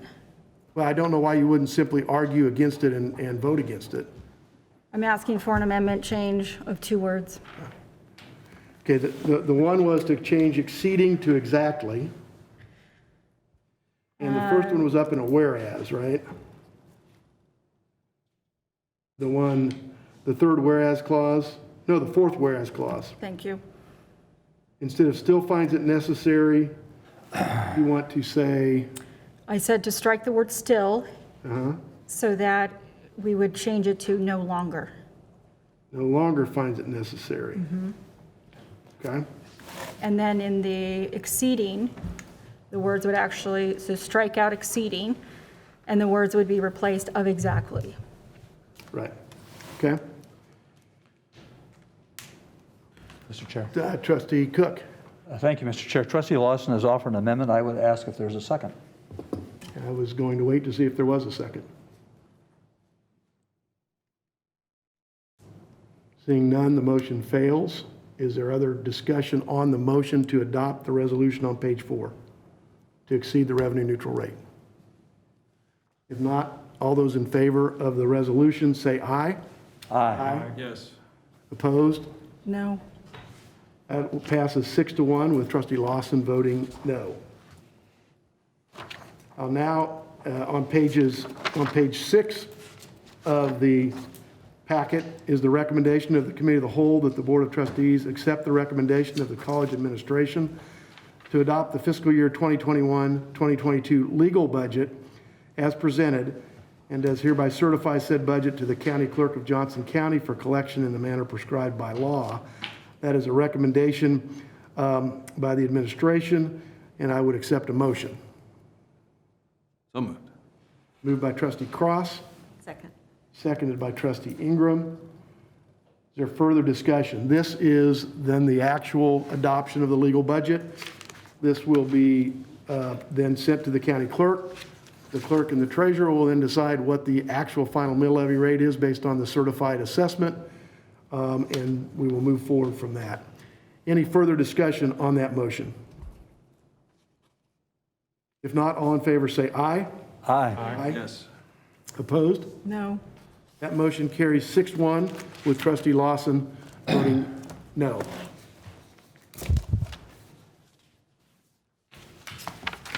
Thank you, Dr. Bound, Mike, Nikki, Rachel, John, Randy, everybody, for your work on the budget. Please pass that along to everybody else. It is not easy to figure out how to do a budget with 2,000 employees and 18,000 students. Many needs, many wants, and many people pull in a different direction. So please know that you have the board's appreciation for that effort. The remaining items come from the committee of the whole, and I'm going to turn those over to trustee Cross. Yes, thank you, Mr. Chair, and thank you to everyone on the production of the budget. It was a compromise for many of us from various viewpoints. And so to pick up where trustee Musil left off, I'll be following the review of the legal budget and discussing the two here. After what just took place, I will continue with the report of the August 30 Committee of the Whole meeting. The report can be found on pages 6 through 12 of the board packet. Janelle Vogler, Associate Vice President of Business Services, presented a summary of the college's procurement policies. She reviewed Purchasing Policy 215.01, Competitive Solicitation Requirements Policy 215.02, Purchasing Exemptions to Competitive Solicitation Policy 215.04. Justin McDade, the Director of Audit and Advisory Services, provided the board with the 2020 annual review of the college's ethics report line statistics as compared with their national data. Trustees Ingram and Smith Everett provided the board with an update on the work of the subcommittee on board policies and new trustee orientation. Tom Hall, Associate Vice President for Facilities, presented an overview of the capital infrastructure inventory and replacement plan, as well as an update on the science lab renovations. Janelle Vogler also reported on a single source purchases between $35,000 and $150,000, bids and RFPs between $50,000 and $150,000, and one contract renewal.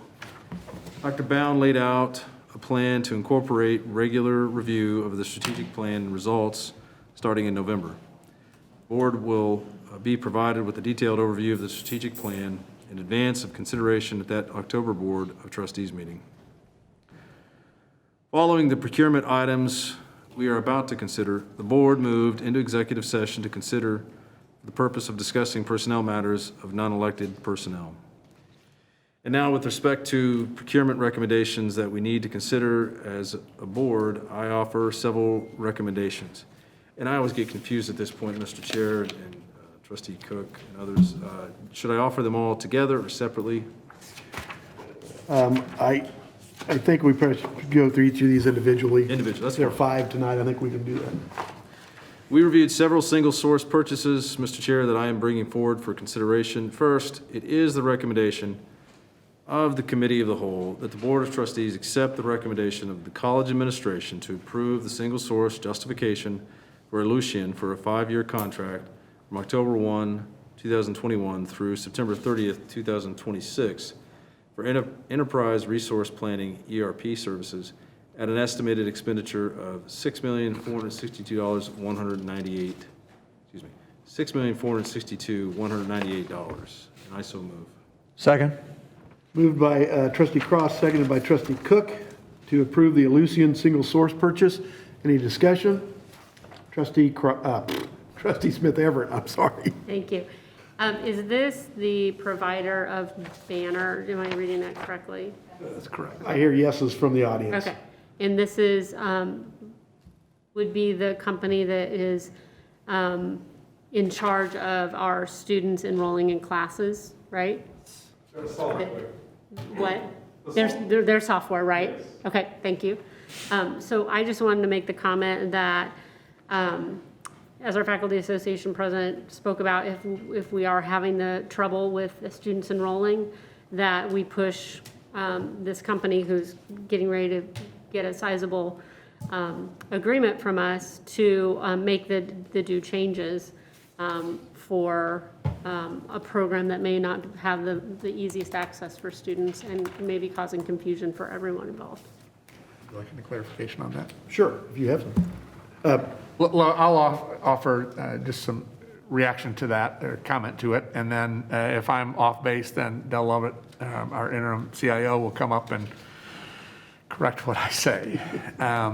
So we've been in, and continue to be in significant conversation with Aleutian, so that they understand, and they do understand, the challenges that we're experiencing in terms of the ease of use for our students. And so we know that there are conversations continuing this fall. I know that these conversations are not unique to Johnson County Community College. And I think it's the combination of community colleges across the country that are Aleutian customers that will be saying the same thing that will drive this change. Okay. And so we see that it's possible to make the changes that would make it easier for our students. We're certainly engaging in lots of conversation to make sure we can influence the movement in forward direction. Okay, thank you very much. And if I remember right, having been on the board long enough, and Trustee Cook can tell me too, that we've never had a system that everybody liked. Of course. I mean, there is no such thing, is that right? I mean, based on what I've heard, Banner has been new since I've been on the board, I think. And it's trying to find a user-friendly system that will adapt to everything the college does has proven to be a challenge nationwide. So, but your point's well taken. Other discussion? If not, all in favor, say aye. Aye. Opposed, no. That passes 6-0. 7-0. Math department. I'm editing comments. I'll move on, Mr. Chair.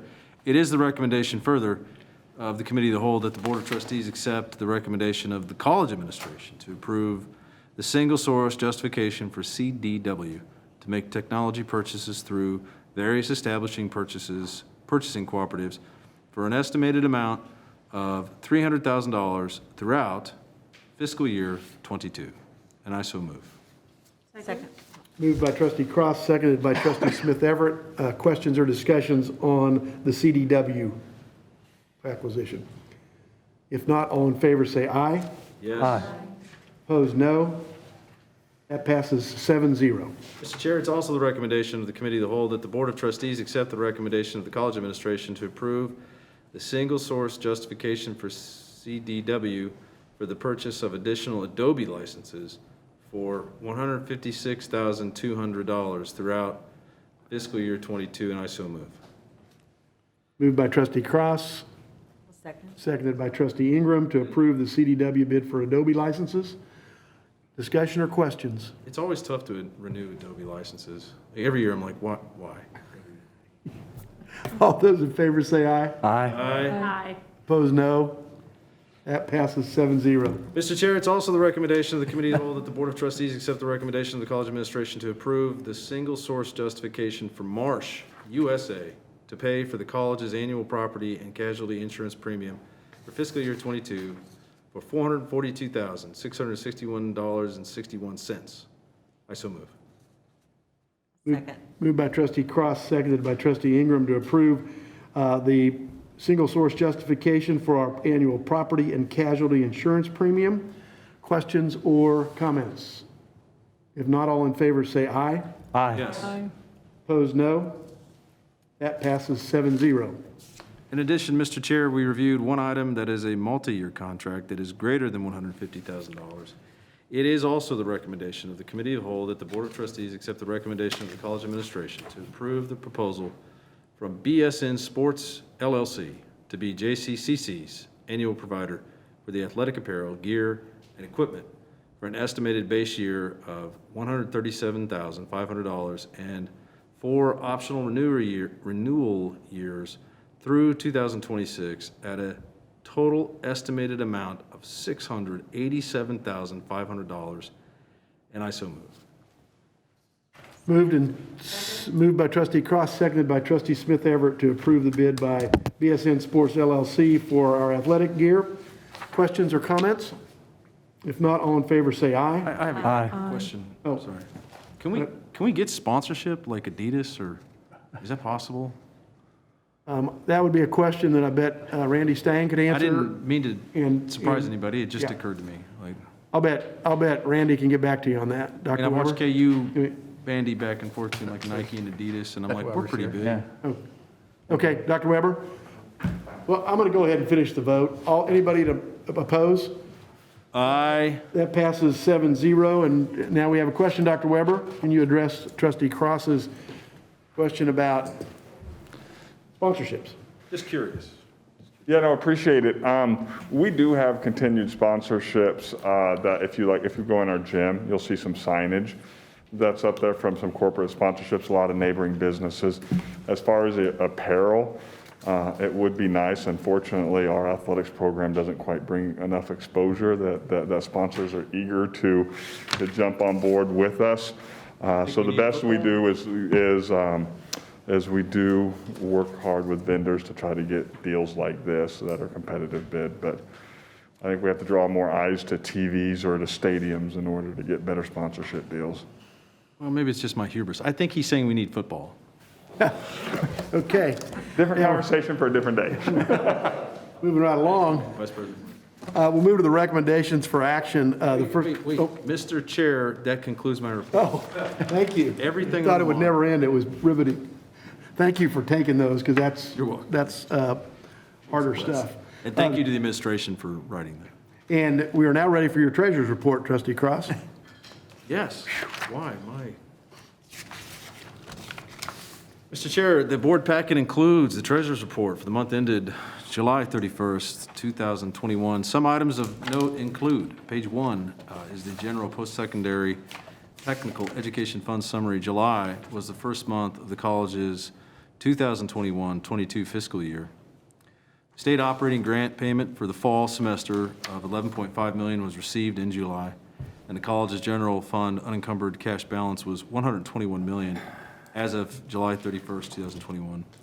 Expenditures in the primary operating funds are within the approved budgetary limits per our policies. So, Mr. Chair, it is therefore the recommendation of this college administration that the Board of Trustees approve the treasurer's report for the month ended July 31st, 2021, subject to some audit. And I so move. Second? Moved by trustee Cross, seconded by trustee Snyder to adopt the treasurer's report for the month ending July 31, 2021, subject to audit. Questions or comments? Thank you to Rachel Lears. If not, all in favor say aye. Aye. Opposed, no. That passes 7-0. And that concludes my report. Are you done? Done. Okay. Thank you, Lee. We're ready for the president's report. Dr. Bound, I saw you have a clicker, so I assume we're I having do. a They power. brought me the handy dandy clicker. So trustees, again, it's my privilege to bring you the monthly report. I'd like, first of all, to say thank you for passing the legal budget for our college to continue to operate. And so therefore, thank you to the taxpayers of Johnson County. You are instrumental in our ability to serve this community, and we thank you for your tax support. So thank you. I do also want to just acknowledge that we did, to your point, we did receive feedback from Mr. Batliner, and I appreciate him taking the time to provide that comment.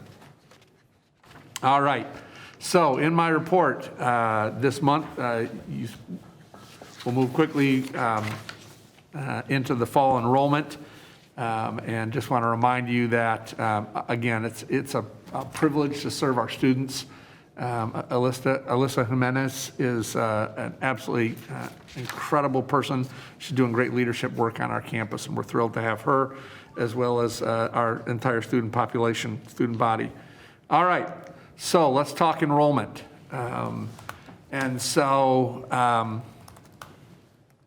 going to continue with my my cautious optimism around enrollment. We are currently at just over 15% ahead of where we were last year. If you recall, and again, this is for those who are listening in on this meeting, watching it via Zoom webinar. Part of the reason we are 15% ahead of where we were last year is because of the delay in the enrollment of our concurrent enrollment, our high school students, until November because of the uncertainty that was taking place during last fall for our high school students. Having said that, we are increasing our enrollment day by day at a rate of about 1.5% per day. And so we expect that at census we may be up 18 to 20% as census is next week. And so, again, it's heavily due to the delay in our College Now enrollment last year and COVID, but we're comparing against the trend of against 2019. You'll see the blue line and the green line look pretty similar, just lagging behind last year. Excuse me, 2 years ago, ever so slightly. And so we are hoping that through the combination of our concurrent enrollment that continues to come in and late starting courses, that we anticipate that we will be flat to slightly up for the fall semester. And so, again, this is where I turn to our team as a college and say thank you for your hard work. Because for us to say flat or slightly up is not a conversation we've had a lot of in the past several years. And so to our faculty and staff, to the friends of the college who direct people our way, I say thank you. In addition, making up part of the enrollment for this fall is the Kansas Promise. And as I promise each month, I'd give you an update. We've received about 1,200 applications already this year. And we've awarded about 150, exactly 148 to be direct in the number. We have about 992 that were ineligible for a variety of reasons. And so again, it's program, it's income, it's a variety of reasons that place them outside of the eligibility. We are continuing to track that, and when it's time for reporting, we'll be able to report on many of the reasons why, with some quantitative data to be able to say why our students are ineligible. Yes? If you don't mind me inserting a question right there Yeah. before I forget. Are we also tracking if we are capturing those students in other ways, if they tried to apply for Kansas Promise, but were ineligible, are we still tracking them and capturing whether they're enrolling and completing here on campus? Dr. Weber, can you address that? Would you? You bet. To be honest, because this wasn't signed until the second week of July, the lion's share of our applicants are our current students. Okay. So our financial aid office has been working really hard with them to find out what other financial means might be available to them. A number of them may receive federal funds elsewhere, institutional scholarship, but to your question, nearly all of these students are currently enrolled because of the timeliness. And I think it's all part of the learning that's taking place with the Kansas Promise. And anyways, that's a quick update on enrollment, but I want to add to it our continuing ed enrollment. From my perspective, as we think about the community that we serve them both from our credit degree seeking or credit bearing students, credit earning students, as well as for our students in the non-credit realm through continuing ed. And so if you look at the blue line, that's where we were at this point in time in 2019 and 2020 and 2021. We're at 154% of last year's enrollment and 63% of the 2019 enrollment, comparing date to date. Having said that, for continuing education, their revenue is right on, literally, I mean, within thousands of dollars of being on track with where we were at the end of August in 2019. So the numbers are lower at this point from an enrollment standpoint, but the revenue that tracks to that is actually generating a really good revenue path for them And so very, very pleased with the performance of our continuing education group. If we start looking at kind of the other things that are going on at the college, we are in conversations and working through a relationship with Johnson County Mental Health that would allow us to embed a clinician on site. If you think about the number of students, the number of faculty and staff who are dealing with mental health issues, our desire as a college is to provide those opportunities to serve them and to serve them well. In doing that, though, I think our opportunity, as I've said before, is to partner as opposed to creating our own clinical setting. And so we're incredibly excited about the opportunity this can create for us, and I anticipate in the very near future you will have a contract in front of you.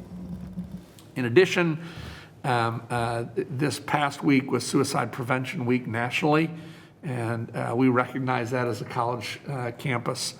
Again, with efforts of bringing to our students and to our college community the importance of the resources that we just have available to help students, from peer support to others within our campus community and the way that we support them. So we had a resource fair, and one day on the 7th, we had a guest speaker, Kevin Hines, who suicide survivor, and then used art therapy during the week, later on in the week on the 9th. So again, we're doing what we can through our programming, through our resources on campus, as well as partnering to seek new and improving ways to better serve our students. In addition, as of yesterday, we are now in Hispanic Heritage Month, and we have a number of activities going on. In fact, I got more information after I'd submitted these slides earlier today, and so you can certainly see what's on the slide here. Let me just be clear, Hispanic Heritage Month celebrates the histories, cultures, and contributions of American citizens whose ancestors come from Spain, Mexico, the Caribbean, and Central and South America. And again, it's our desire to bring that into our campus community and to celebrate that. So a number of things are happening over this month and a little bit beyond that. Noon at the Nerman, we have Colombian artist Nancy Friedman Sanchez, and her piece, Cornucopia, is a discussion's being led by Dr. Allison Smith, who's a professor of art history. In addition to that, our Evocations permanent exhibition, or from our permanent collections, includes 5 Latinx artists, including a major ceramic work by an artist from Puerto Rico, Roberto Lugo. In addition, Third Thursdays, Tanya Hughes is featuring Chico Sierra, who's a Hispanic artist whose paintings depict the contemporary representations of ancient Latino myths and archetypes. And again, that happened earlier today. In addition to that, we host a regional conference for the higher ed community called Diversidad, the Diversidad Conference. And a keynote speaker is Samantha Ramirez Herrera. And she's going to share her journey about growing up as an undocumented student, or an undocumented individual. I'm very pleased to say that the Kansas Studies Institute is covering the cost for 10 faculty and staff who wish to participate. Our student speaker series, leadership series, features Saul Flores, and he'll be speaking on grit. He is an immigrant himself who came to the United States as a child of sugarcane workers and as a first-generation college student. It's a great, great story to tell. In addition, many other things. Professor Irene Oliveras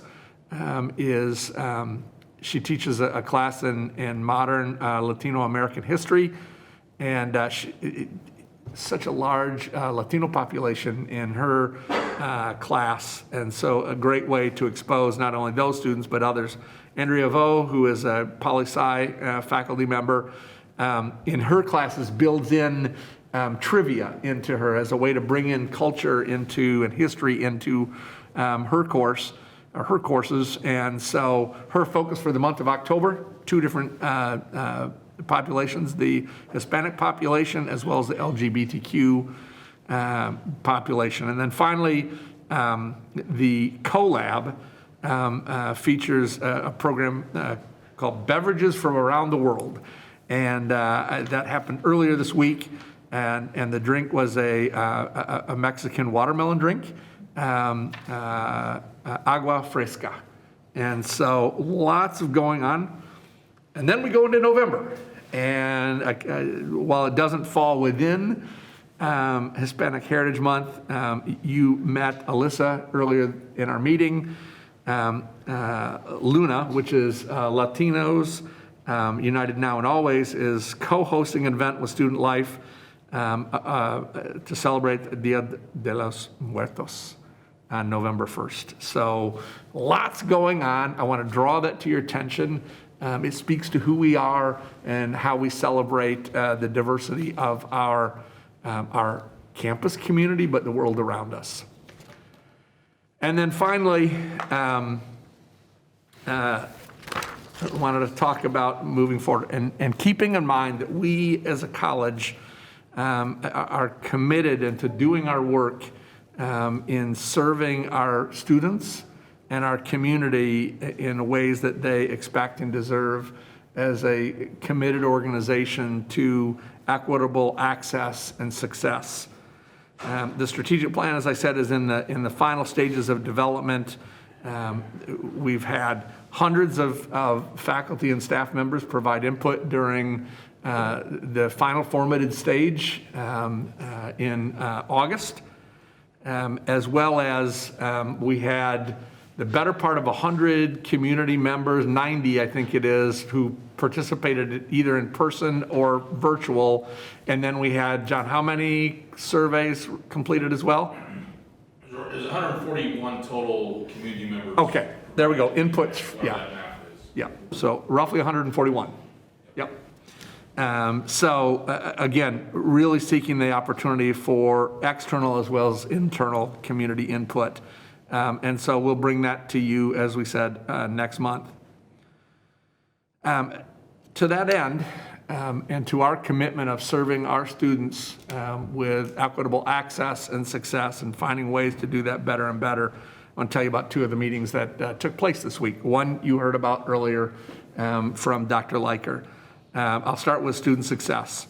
And in those conversations, we talked about as their department, their branch's contribution to the strategic plan, the importance of academic plans and the tools and processes that ensure students identify their plan and stay on plan, and an emphasis on reducing time to completion. I believe that students ought to have the opportunity to explore and try new things, absolutely. But for those students who need a direct path, that want that direct path from start to finish, we need to give that to them. And that will take a great partnership between our academic programs, our counselors, and then throughout the student success team, a lot of work to be done. And you see that in at least two of the different strategies within the student success goal. And then yesterday, Dr. McLeod and I met with the math department and asked them to prepare plans to move forward with the co-requisite remediation and multiple measures of placement. In addition, I am asking them, and we started the conversation yesterday, but I'm asking them to help develop a new model for Quick Step Plus. Please hear what I said. Help us create a new model for Quick Step Plus. And so we think there are tremendous opportunities to, again, around equitable access, about how can we do that in a way that delivers the quality of instruction that meets our K-12 partners, our high school partners' needs for delivery of instruction by properly credentialed faculty. And so there's a little bit of softening and from my perspective on that one, but there still is tremendously important work to serve high school students, increase our access and increase our support across the board for students. In that, I asked, yes, we asked for aggressive timelines. And yet in that conversation, I also said with those aggressive timelines, I'm also anxious for their feedback and to help us develop a timeline that works well, that moves it forward. We can't take years to do this. We've got to get there. But how do we do this and take the time to move it forward in an expedient manner that also allows us to do really good work? And I am absolutely confident in our faculty and in both of these categories, our faculty and staff's ability to help make this happen. We're an open access institution, and we're an institution that's deeply committed to that from an equitable standpoint as well as for student success. And how we're approaching things today isn't yielding the results that I think our students and community deserve.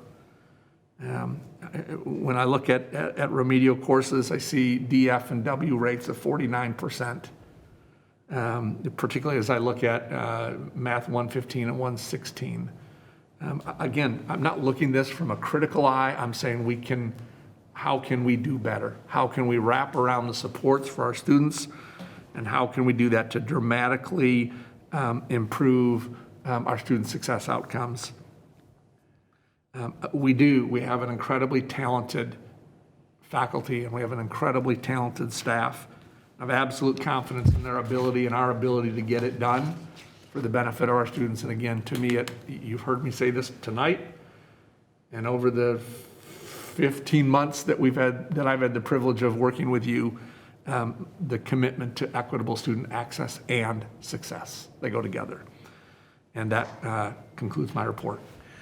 Dr. Brown, I'm going to start. Would you please, for the benefit of, I think we've all heard it from you in our one-on-ones, but would you explain to the public what co-requisite instruction means and multiple measures of placement? Yep, so that there's some context around what Dr. Liker said and what you said while you're looking at that? Absolutely. So again, there are, when you look at the way we approach, the way remedial education is approached, the traditional model we mostly follow today, at least in mathematics, the English, we do have some pilot program, small pilot program in mathematics that would do a co-requisite model that I'll explain here in just a second.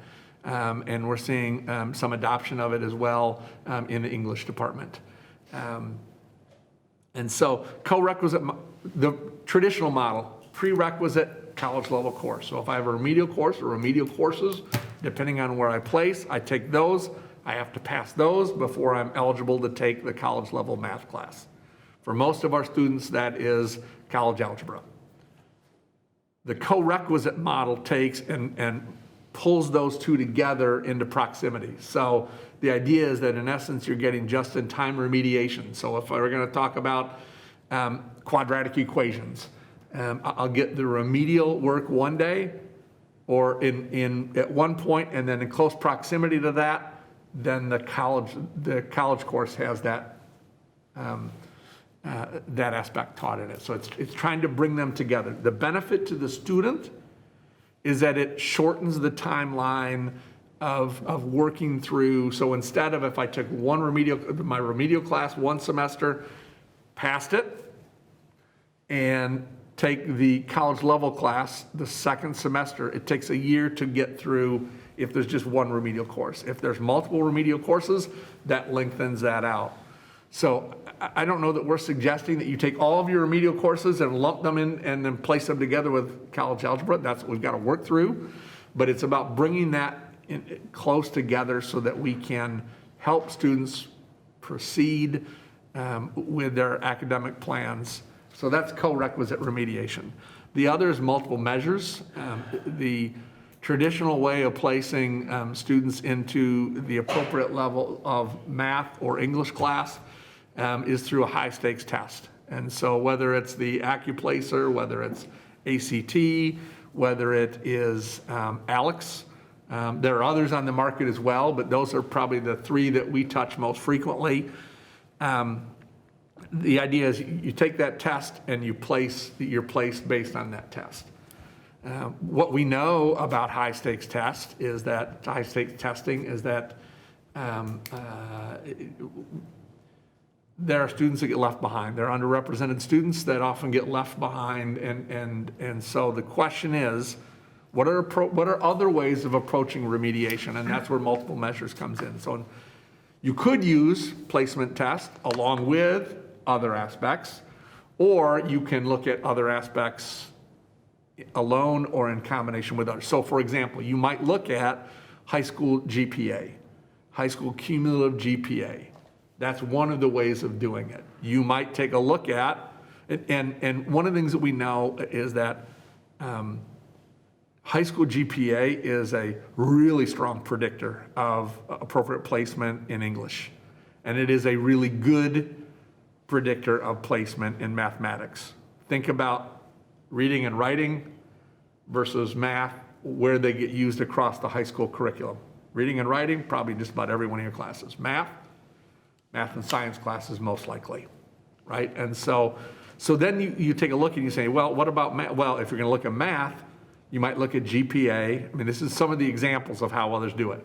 GPA and high school courses taken. Or you might take a look at high school GPA classes, math classes that the students taken, and then the last math class. So there are a number of ways of looking at it, and with each of those, you find greater and greater levels of predictive success. And so that's, in essence, what were the two areas that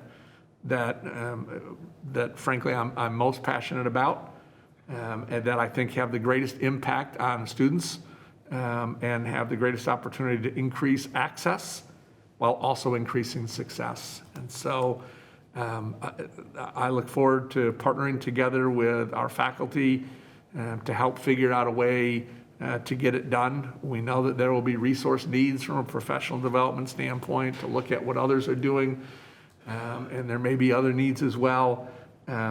We're prepared to help work through this and come up with a workable solution. And to Dr. Leiker, he made the comment in his remarks, well, so how accurate do you think my guidance was? It was spot on.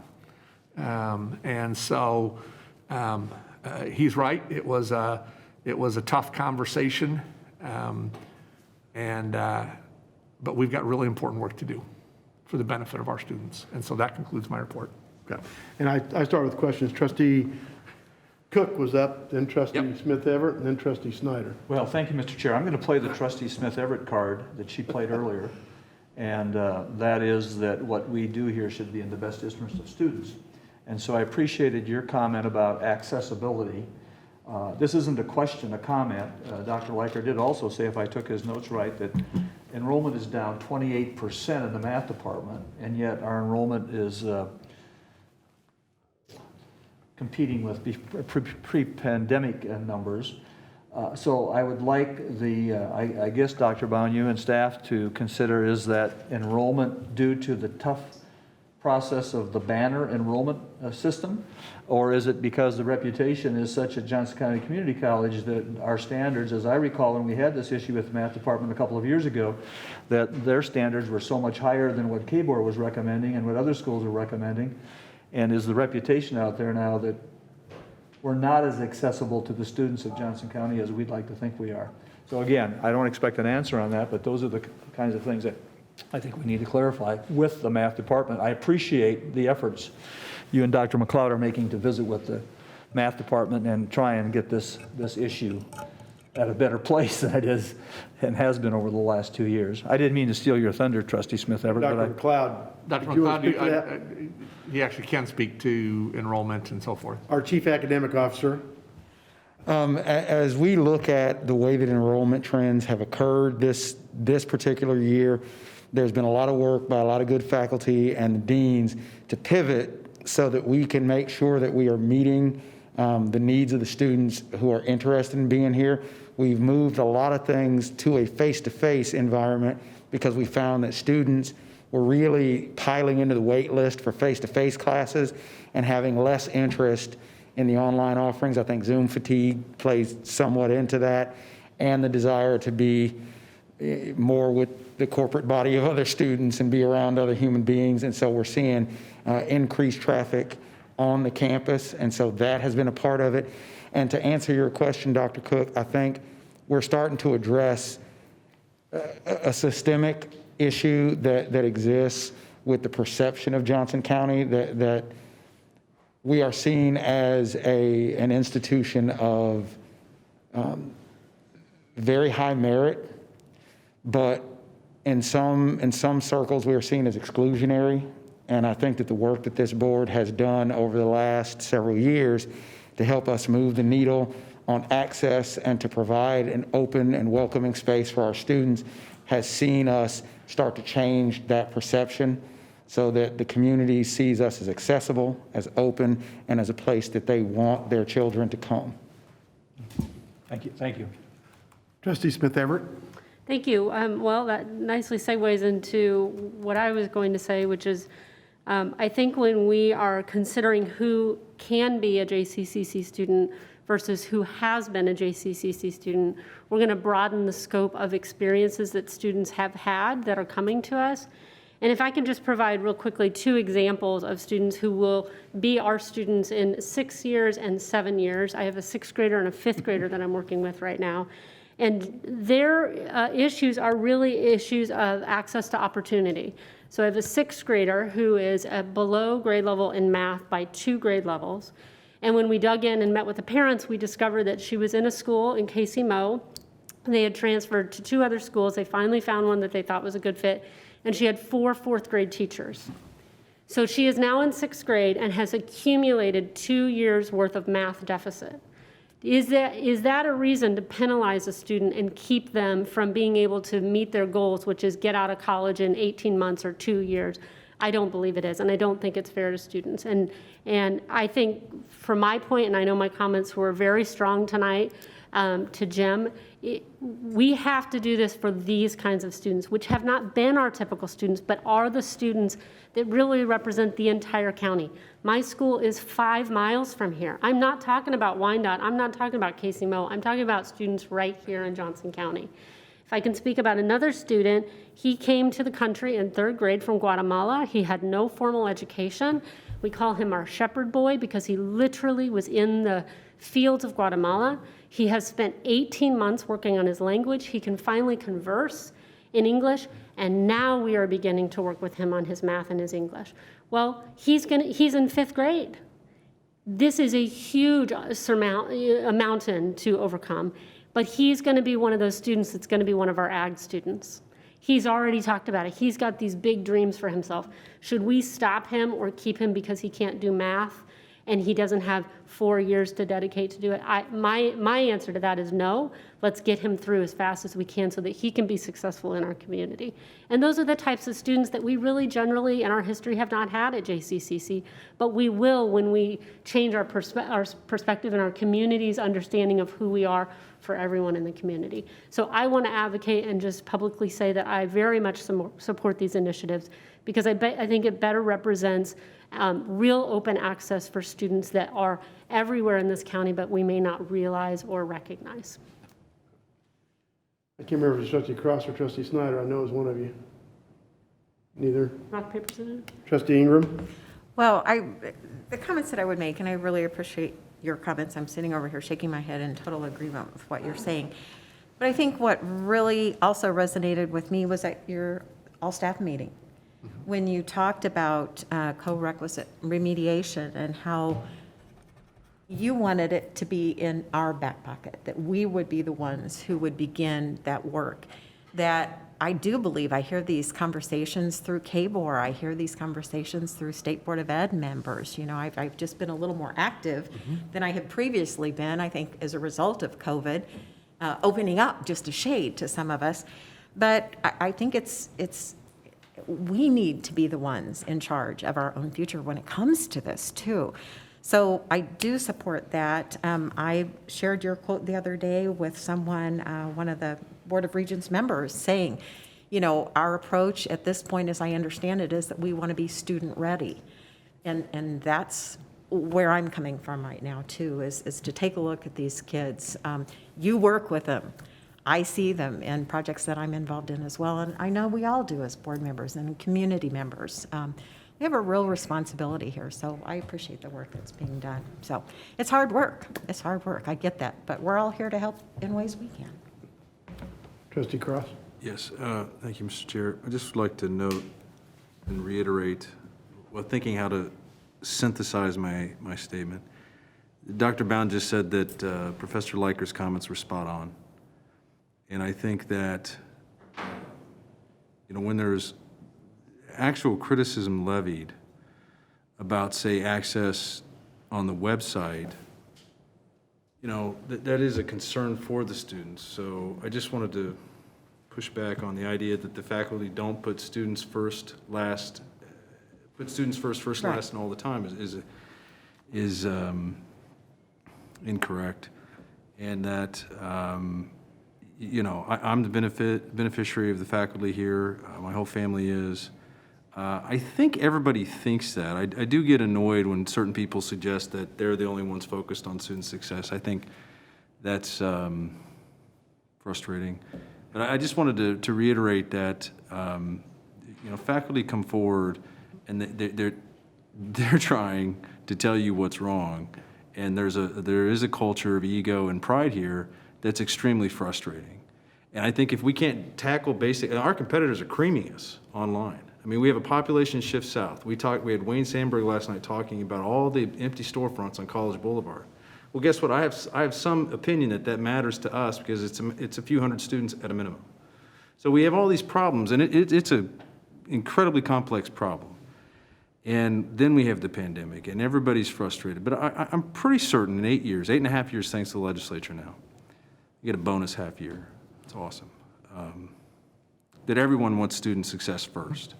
And I think that you do, Mr. President and Mr. Chair. I just wanted to express my opinion because many of us did grow up poor, some of us white, and that was an advantage and a privilege, and I recognize that.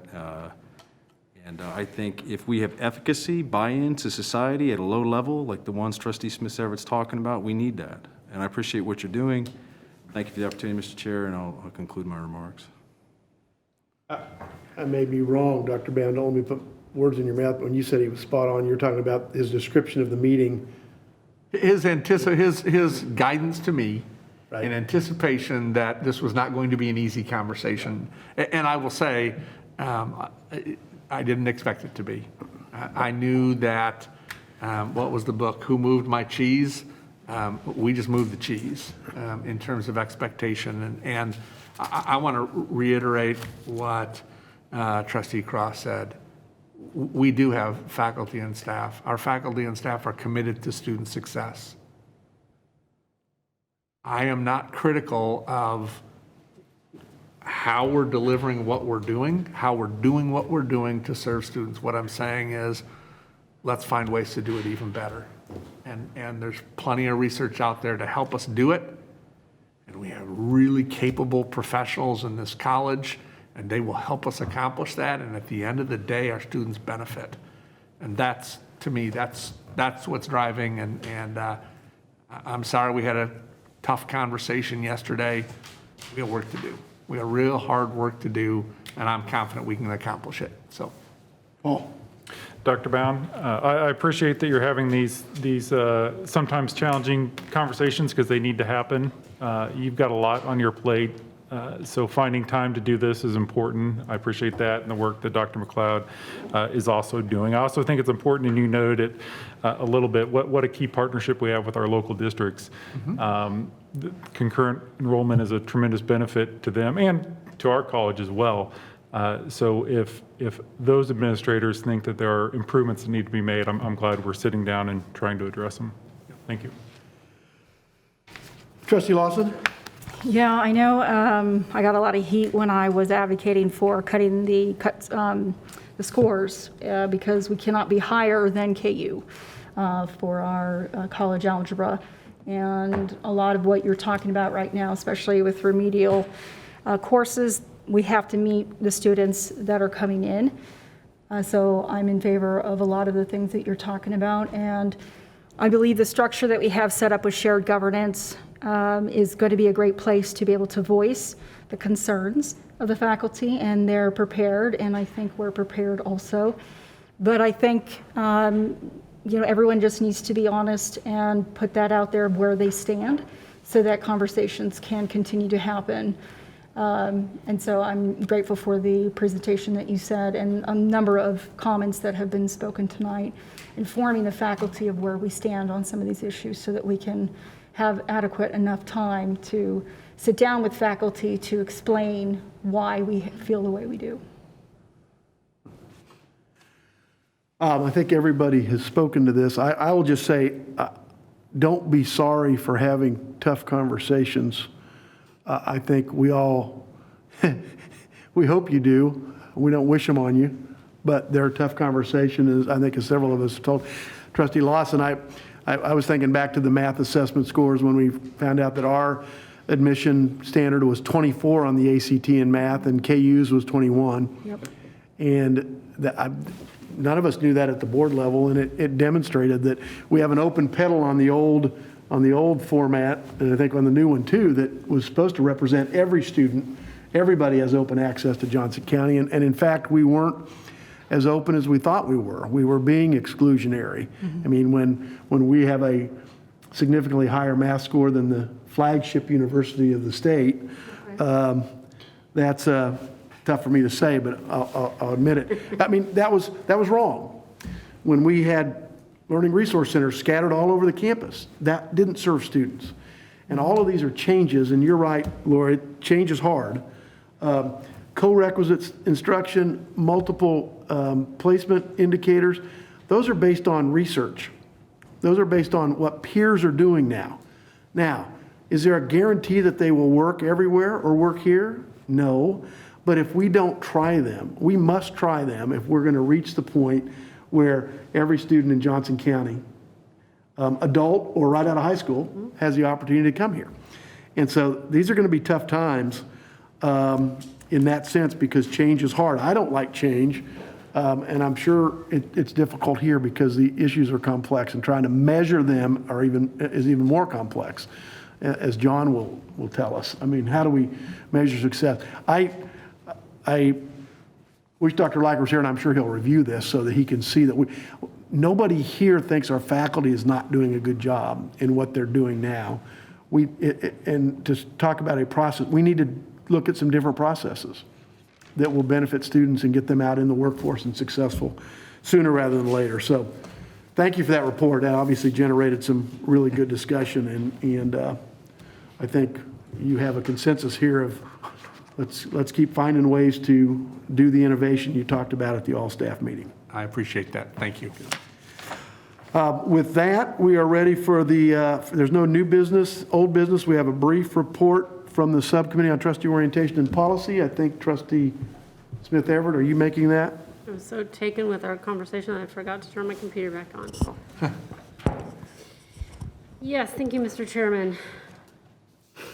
The Subcommittee on Orientation and Policy shared our policy recommendations with the whole board at the Committee of the Whole.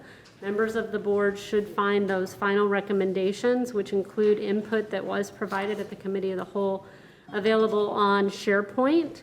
I believe that Caitlin Murphy uploaded that this morning. We appreciate everyone's participation and feedback in providing these recommendations.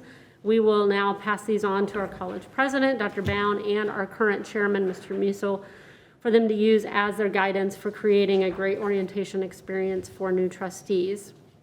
I would just like to reiterate, our subcommittee would like to reiterate an important bit of advice from the Association of Community College Trustees. which recommends that orientation, quote, offer a comprehensive and ongoing orientation program about trustees and board roles. The program should ideally consist of both an orientation to the college provided by the president and a second orientation to the workings of the board provided by the chair and/or current trustees, end quote. We want to thank everyone who provided feedback on the 100 series board policies. Our subcommittee has not been privy to that information. We've not seen that feedback. So I don't know if everybody did it or some people did it, but we appreciate anybody who did. We look forward to using that in January 2022 with our new board in a retreat format, I understand, Mr. Chairman. And at that time, we will be looking at those board policies to see if we have any necessary changes at that time. Just to let you all know, we are still considering bringing you a recommendation for a policy on a standard review process for our policies so that we kind of know, we have some annual mark or biannual. And we have been in consultation with our legal counsel to help draft some recommendations. So, Mr. Chairman, my only request is if we would like to request to be placed on the agenda for the October Committee of the Whole meeting to look at and discuss a policy on our policies that would give us clarity on how often we need to review those 100 series policies. And I can take any questions or comments at this time. I think that's fine, and I'm sure Kelsey will work with you on that. Trustee Ingram, did you have anything to add? Yeah. No, I don't. Great report. Thank you. Questions or comments? Trustee Lawson? When is the election of the board leadership again? It's traditionally December. December, so after the election? Right. Okay, and we make sure that the people that are elected are also part of the vote?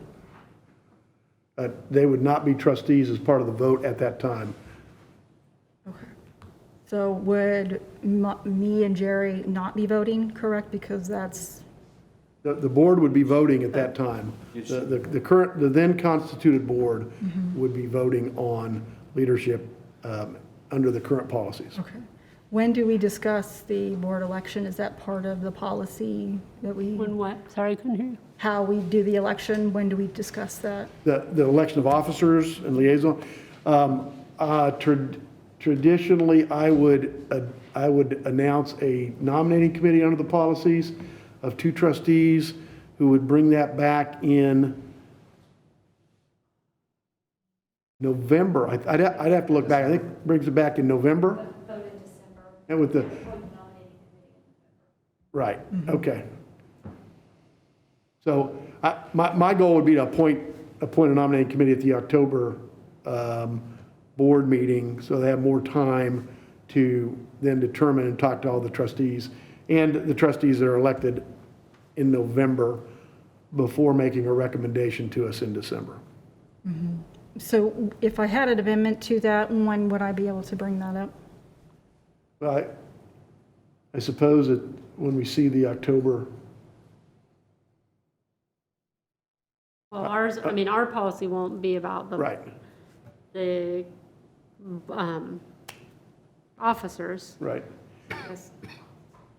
Well, let's talk afterwards about bringing it to the October or the November Committee of the Whole.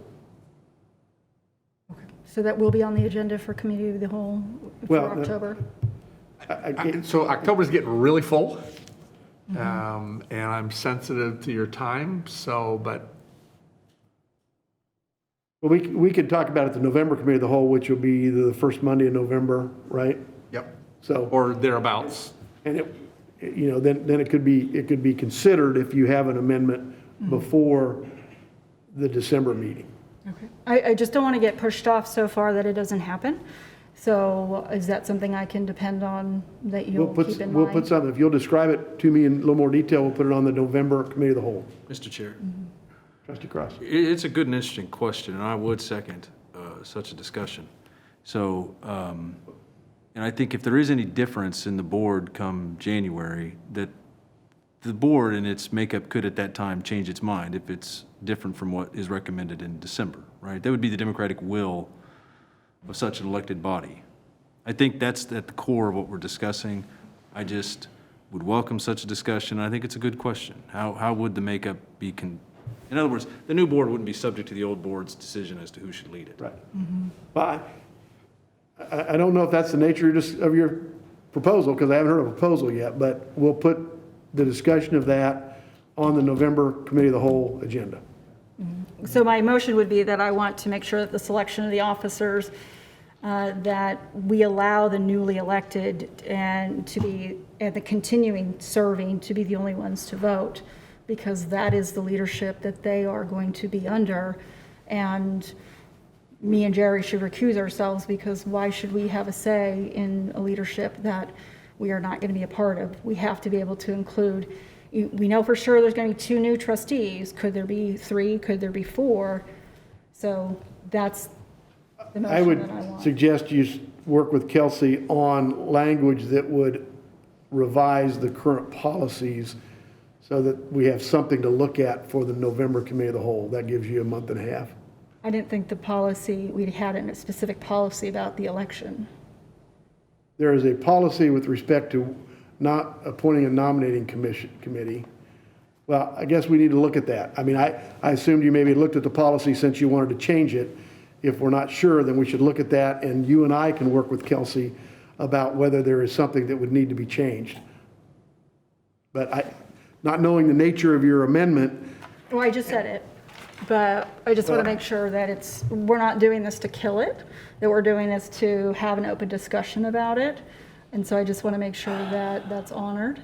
if you will bring something in writing with some substance that we can talk about at the November Committee of the Whole, it will be on the agenda. I don't think it's helpful to bring generalized concerns unless we have some language. That's why I was suggesting you work with Kelsey to see if there's language changes in our policies that would need to be made to address your ultimate goal. Well, it's not generalized, it's very specific, but. whatever your goal I wanted is- to be able to just find out when I could bring that up. November Committee of the Whole. Okay. But I would urge you to bring something back with your specific goal in mind, and if there is a need to revise the policies, some language that would allow us to discuss that. I think I've done that, but you said put it in writing, so, okay.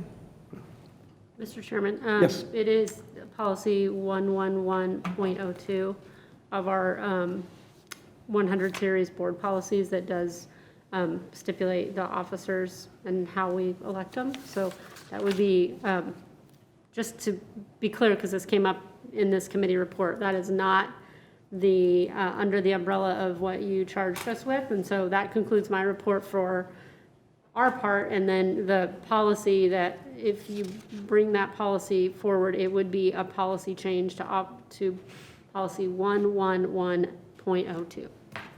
And that would be the discussion in the November Committee of the Whole, correct?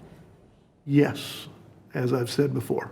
Okay. So is this constitute officially putting it on the amendment or on the agenda? Or do I need to do something additional step? It will be on the agenda in November, assuming I continue to be chair at the time of the November Committee of the Whole. I think the Committee of the Whole would happen around after Halloween, so yes. It's probably the first Monday because the second. The first. The first, because the second is Tuesday, the election day.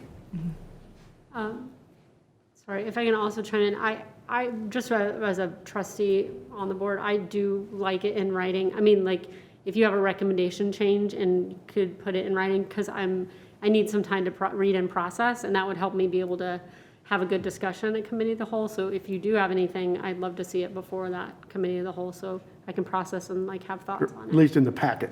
Or the packet, yeah, whatever. Get That's it what I'm there. talking about, just. 'Cause Yeah, I'd love to I hear- didn't have, I never said I wasn't going to put it in writing. The issue is trying to get it into the agenda has been the most difficult.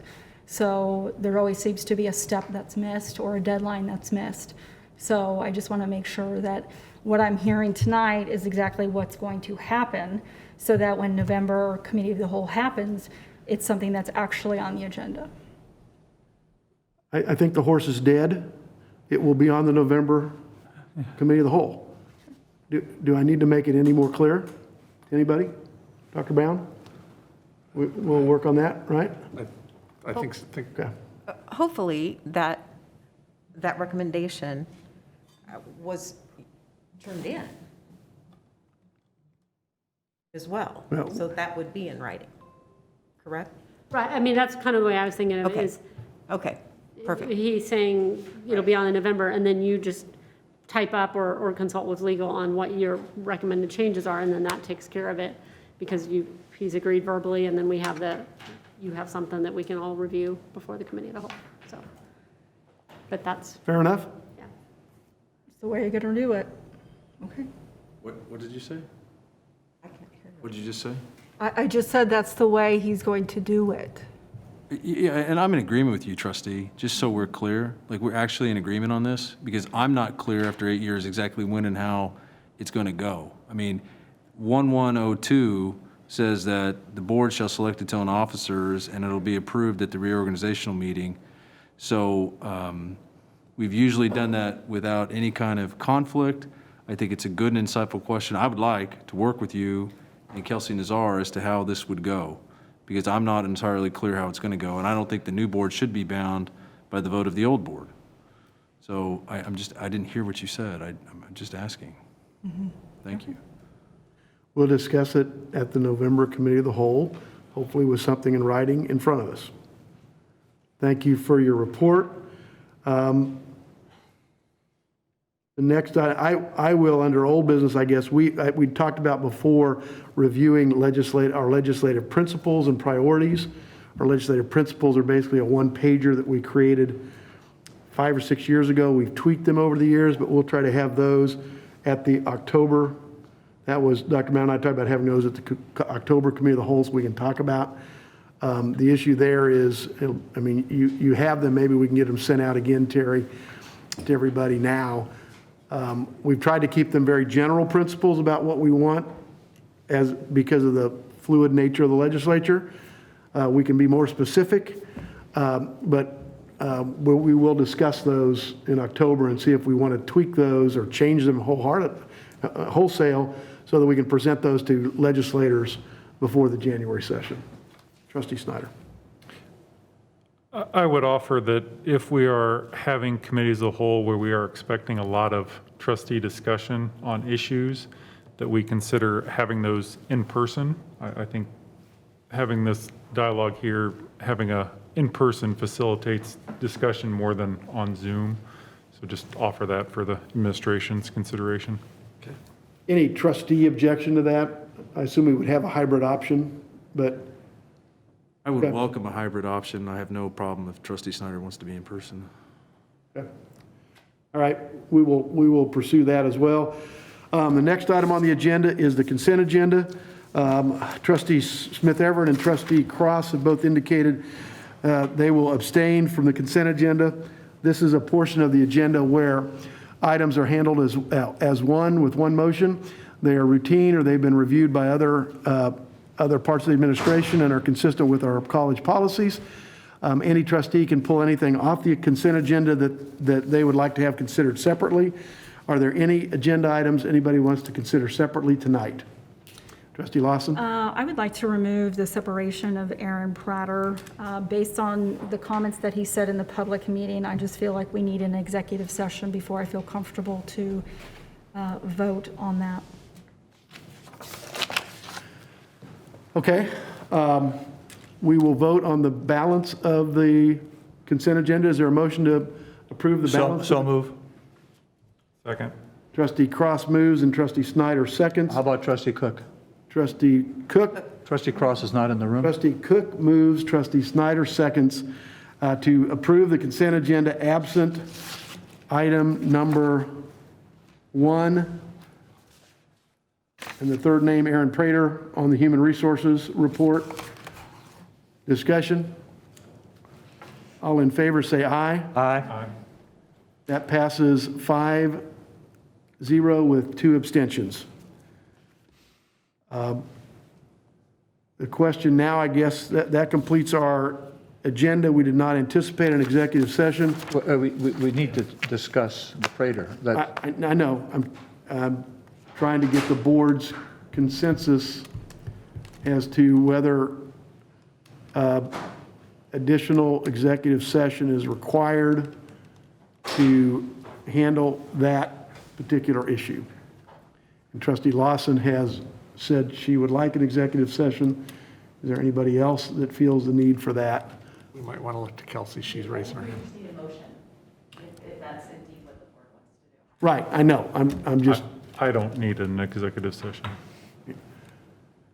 I mean, trustee Lawson, you can make a motion for an executive session, or I can frame it for you if you want, and we can see if there's a second and a vote. Okay, so I motion for an executive session to discuss the separation of Aaron Prater based on the comments that he said in the public hearing. Okay, how long would you like that to last? We have to specify a time. I mean, Am I the only one that's interested in doing this? Is that what's happening here? I'll second. Thank you. so I need, how much time do you want to allot to it? 15 minutes, 30 minutes, 60 minutes? Do you have a specific, An hour sounds good. okay. 60, Call the question. well, we're not done with what we need to have in the motion. I assume you'd want Dr. Bound present?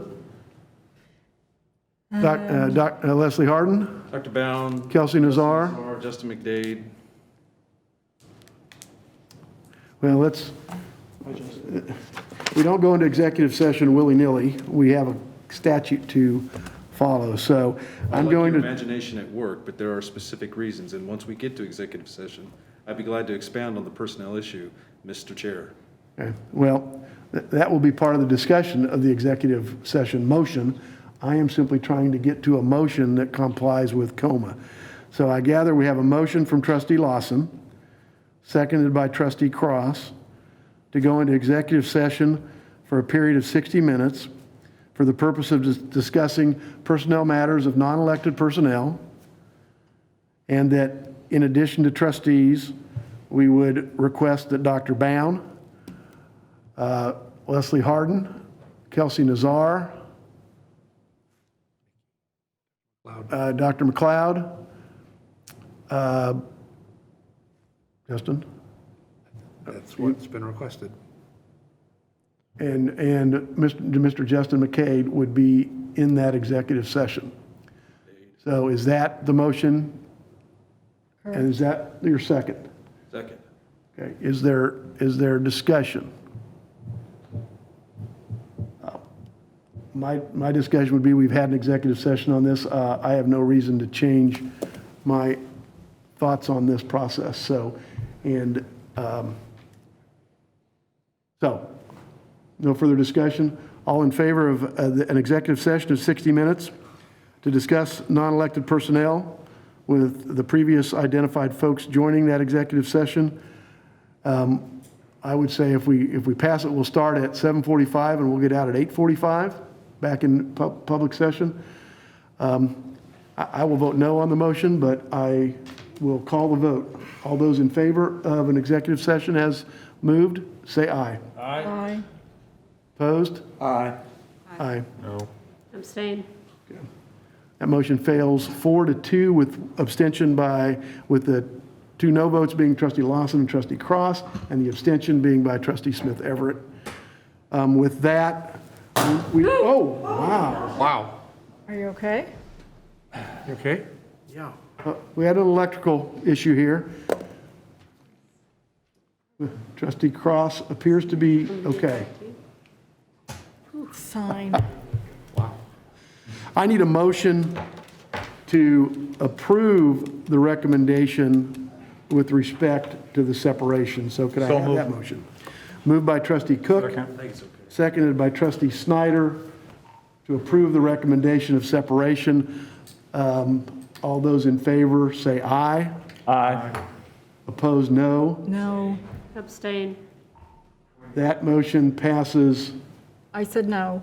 4 with one opposition, trustee Lawson, 2 abstentions, trustees Cross, trustee Smith Everett. The math department has challenged me tonight on all these counts. We're now ready for a motion to adjourn? No, we have to vote on that motion. Oh, yeah, well, we did, I'm sorry. Yeah. So moved. Trustee Cross moves to adjourn. Is there trustee Snyder seconds? All those in favor say aye. Aye. Opposed, no. That motion carries 7-0. Thank you all for your diligence tonight. Yeah.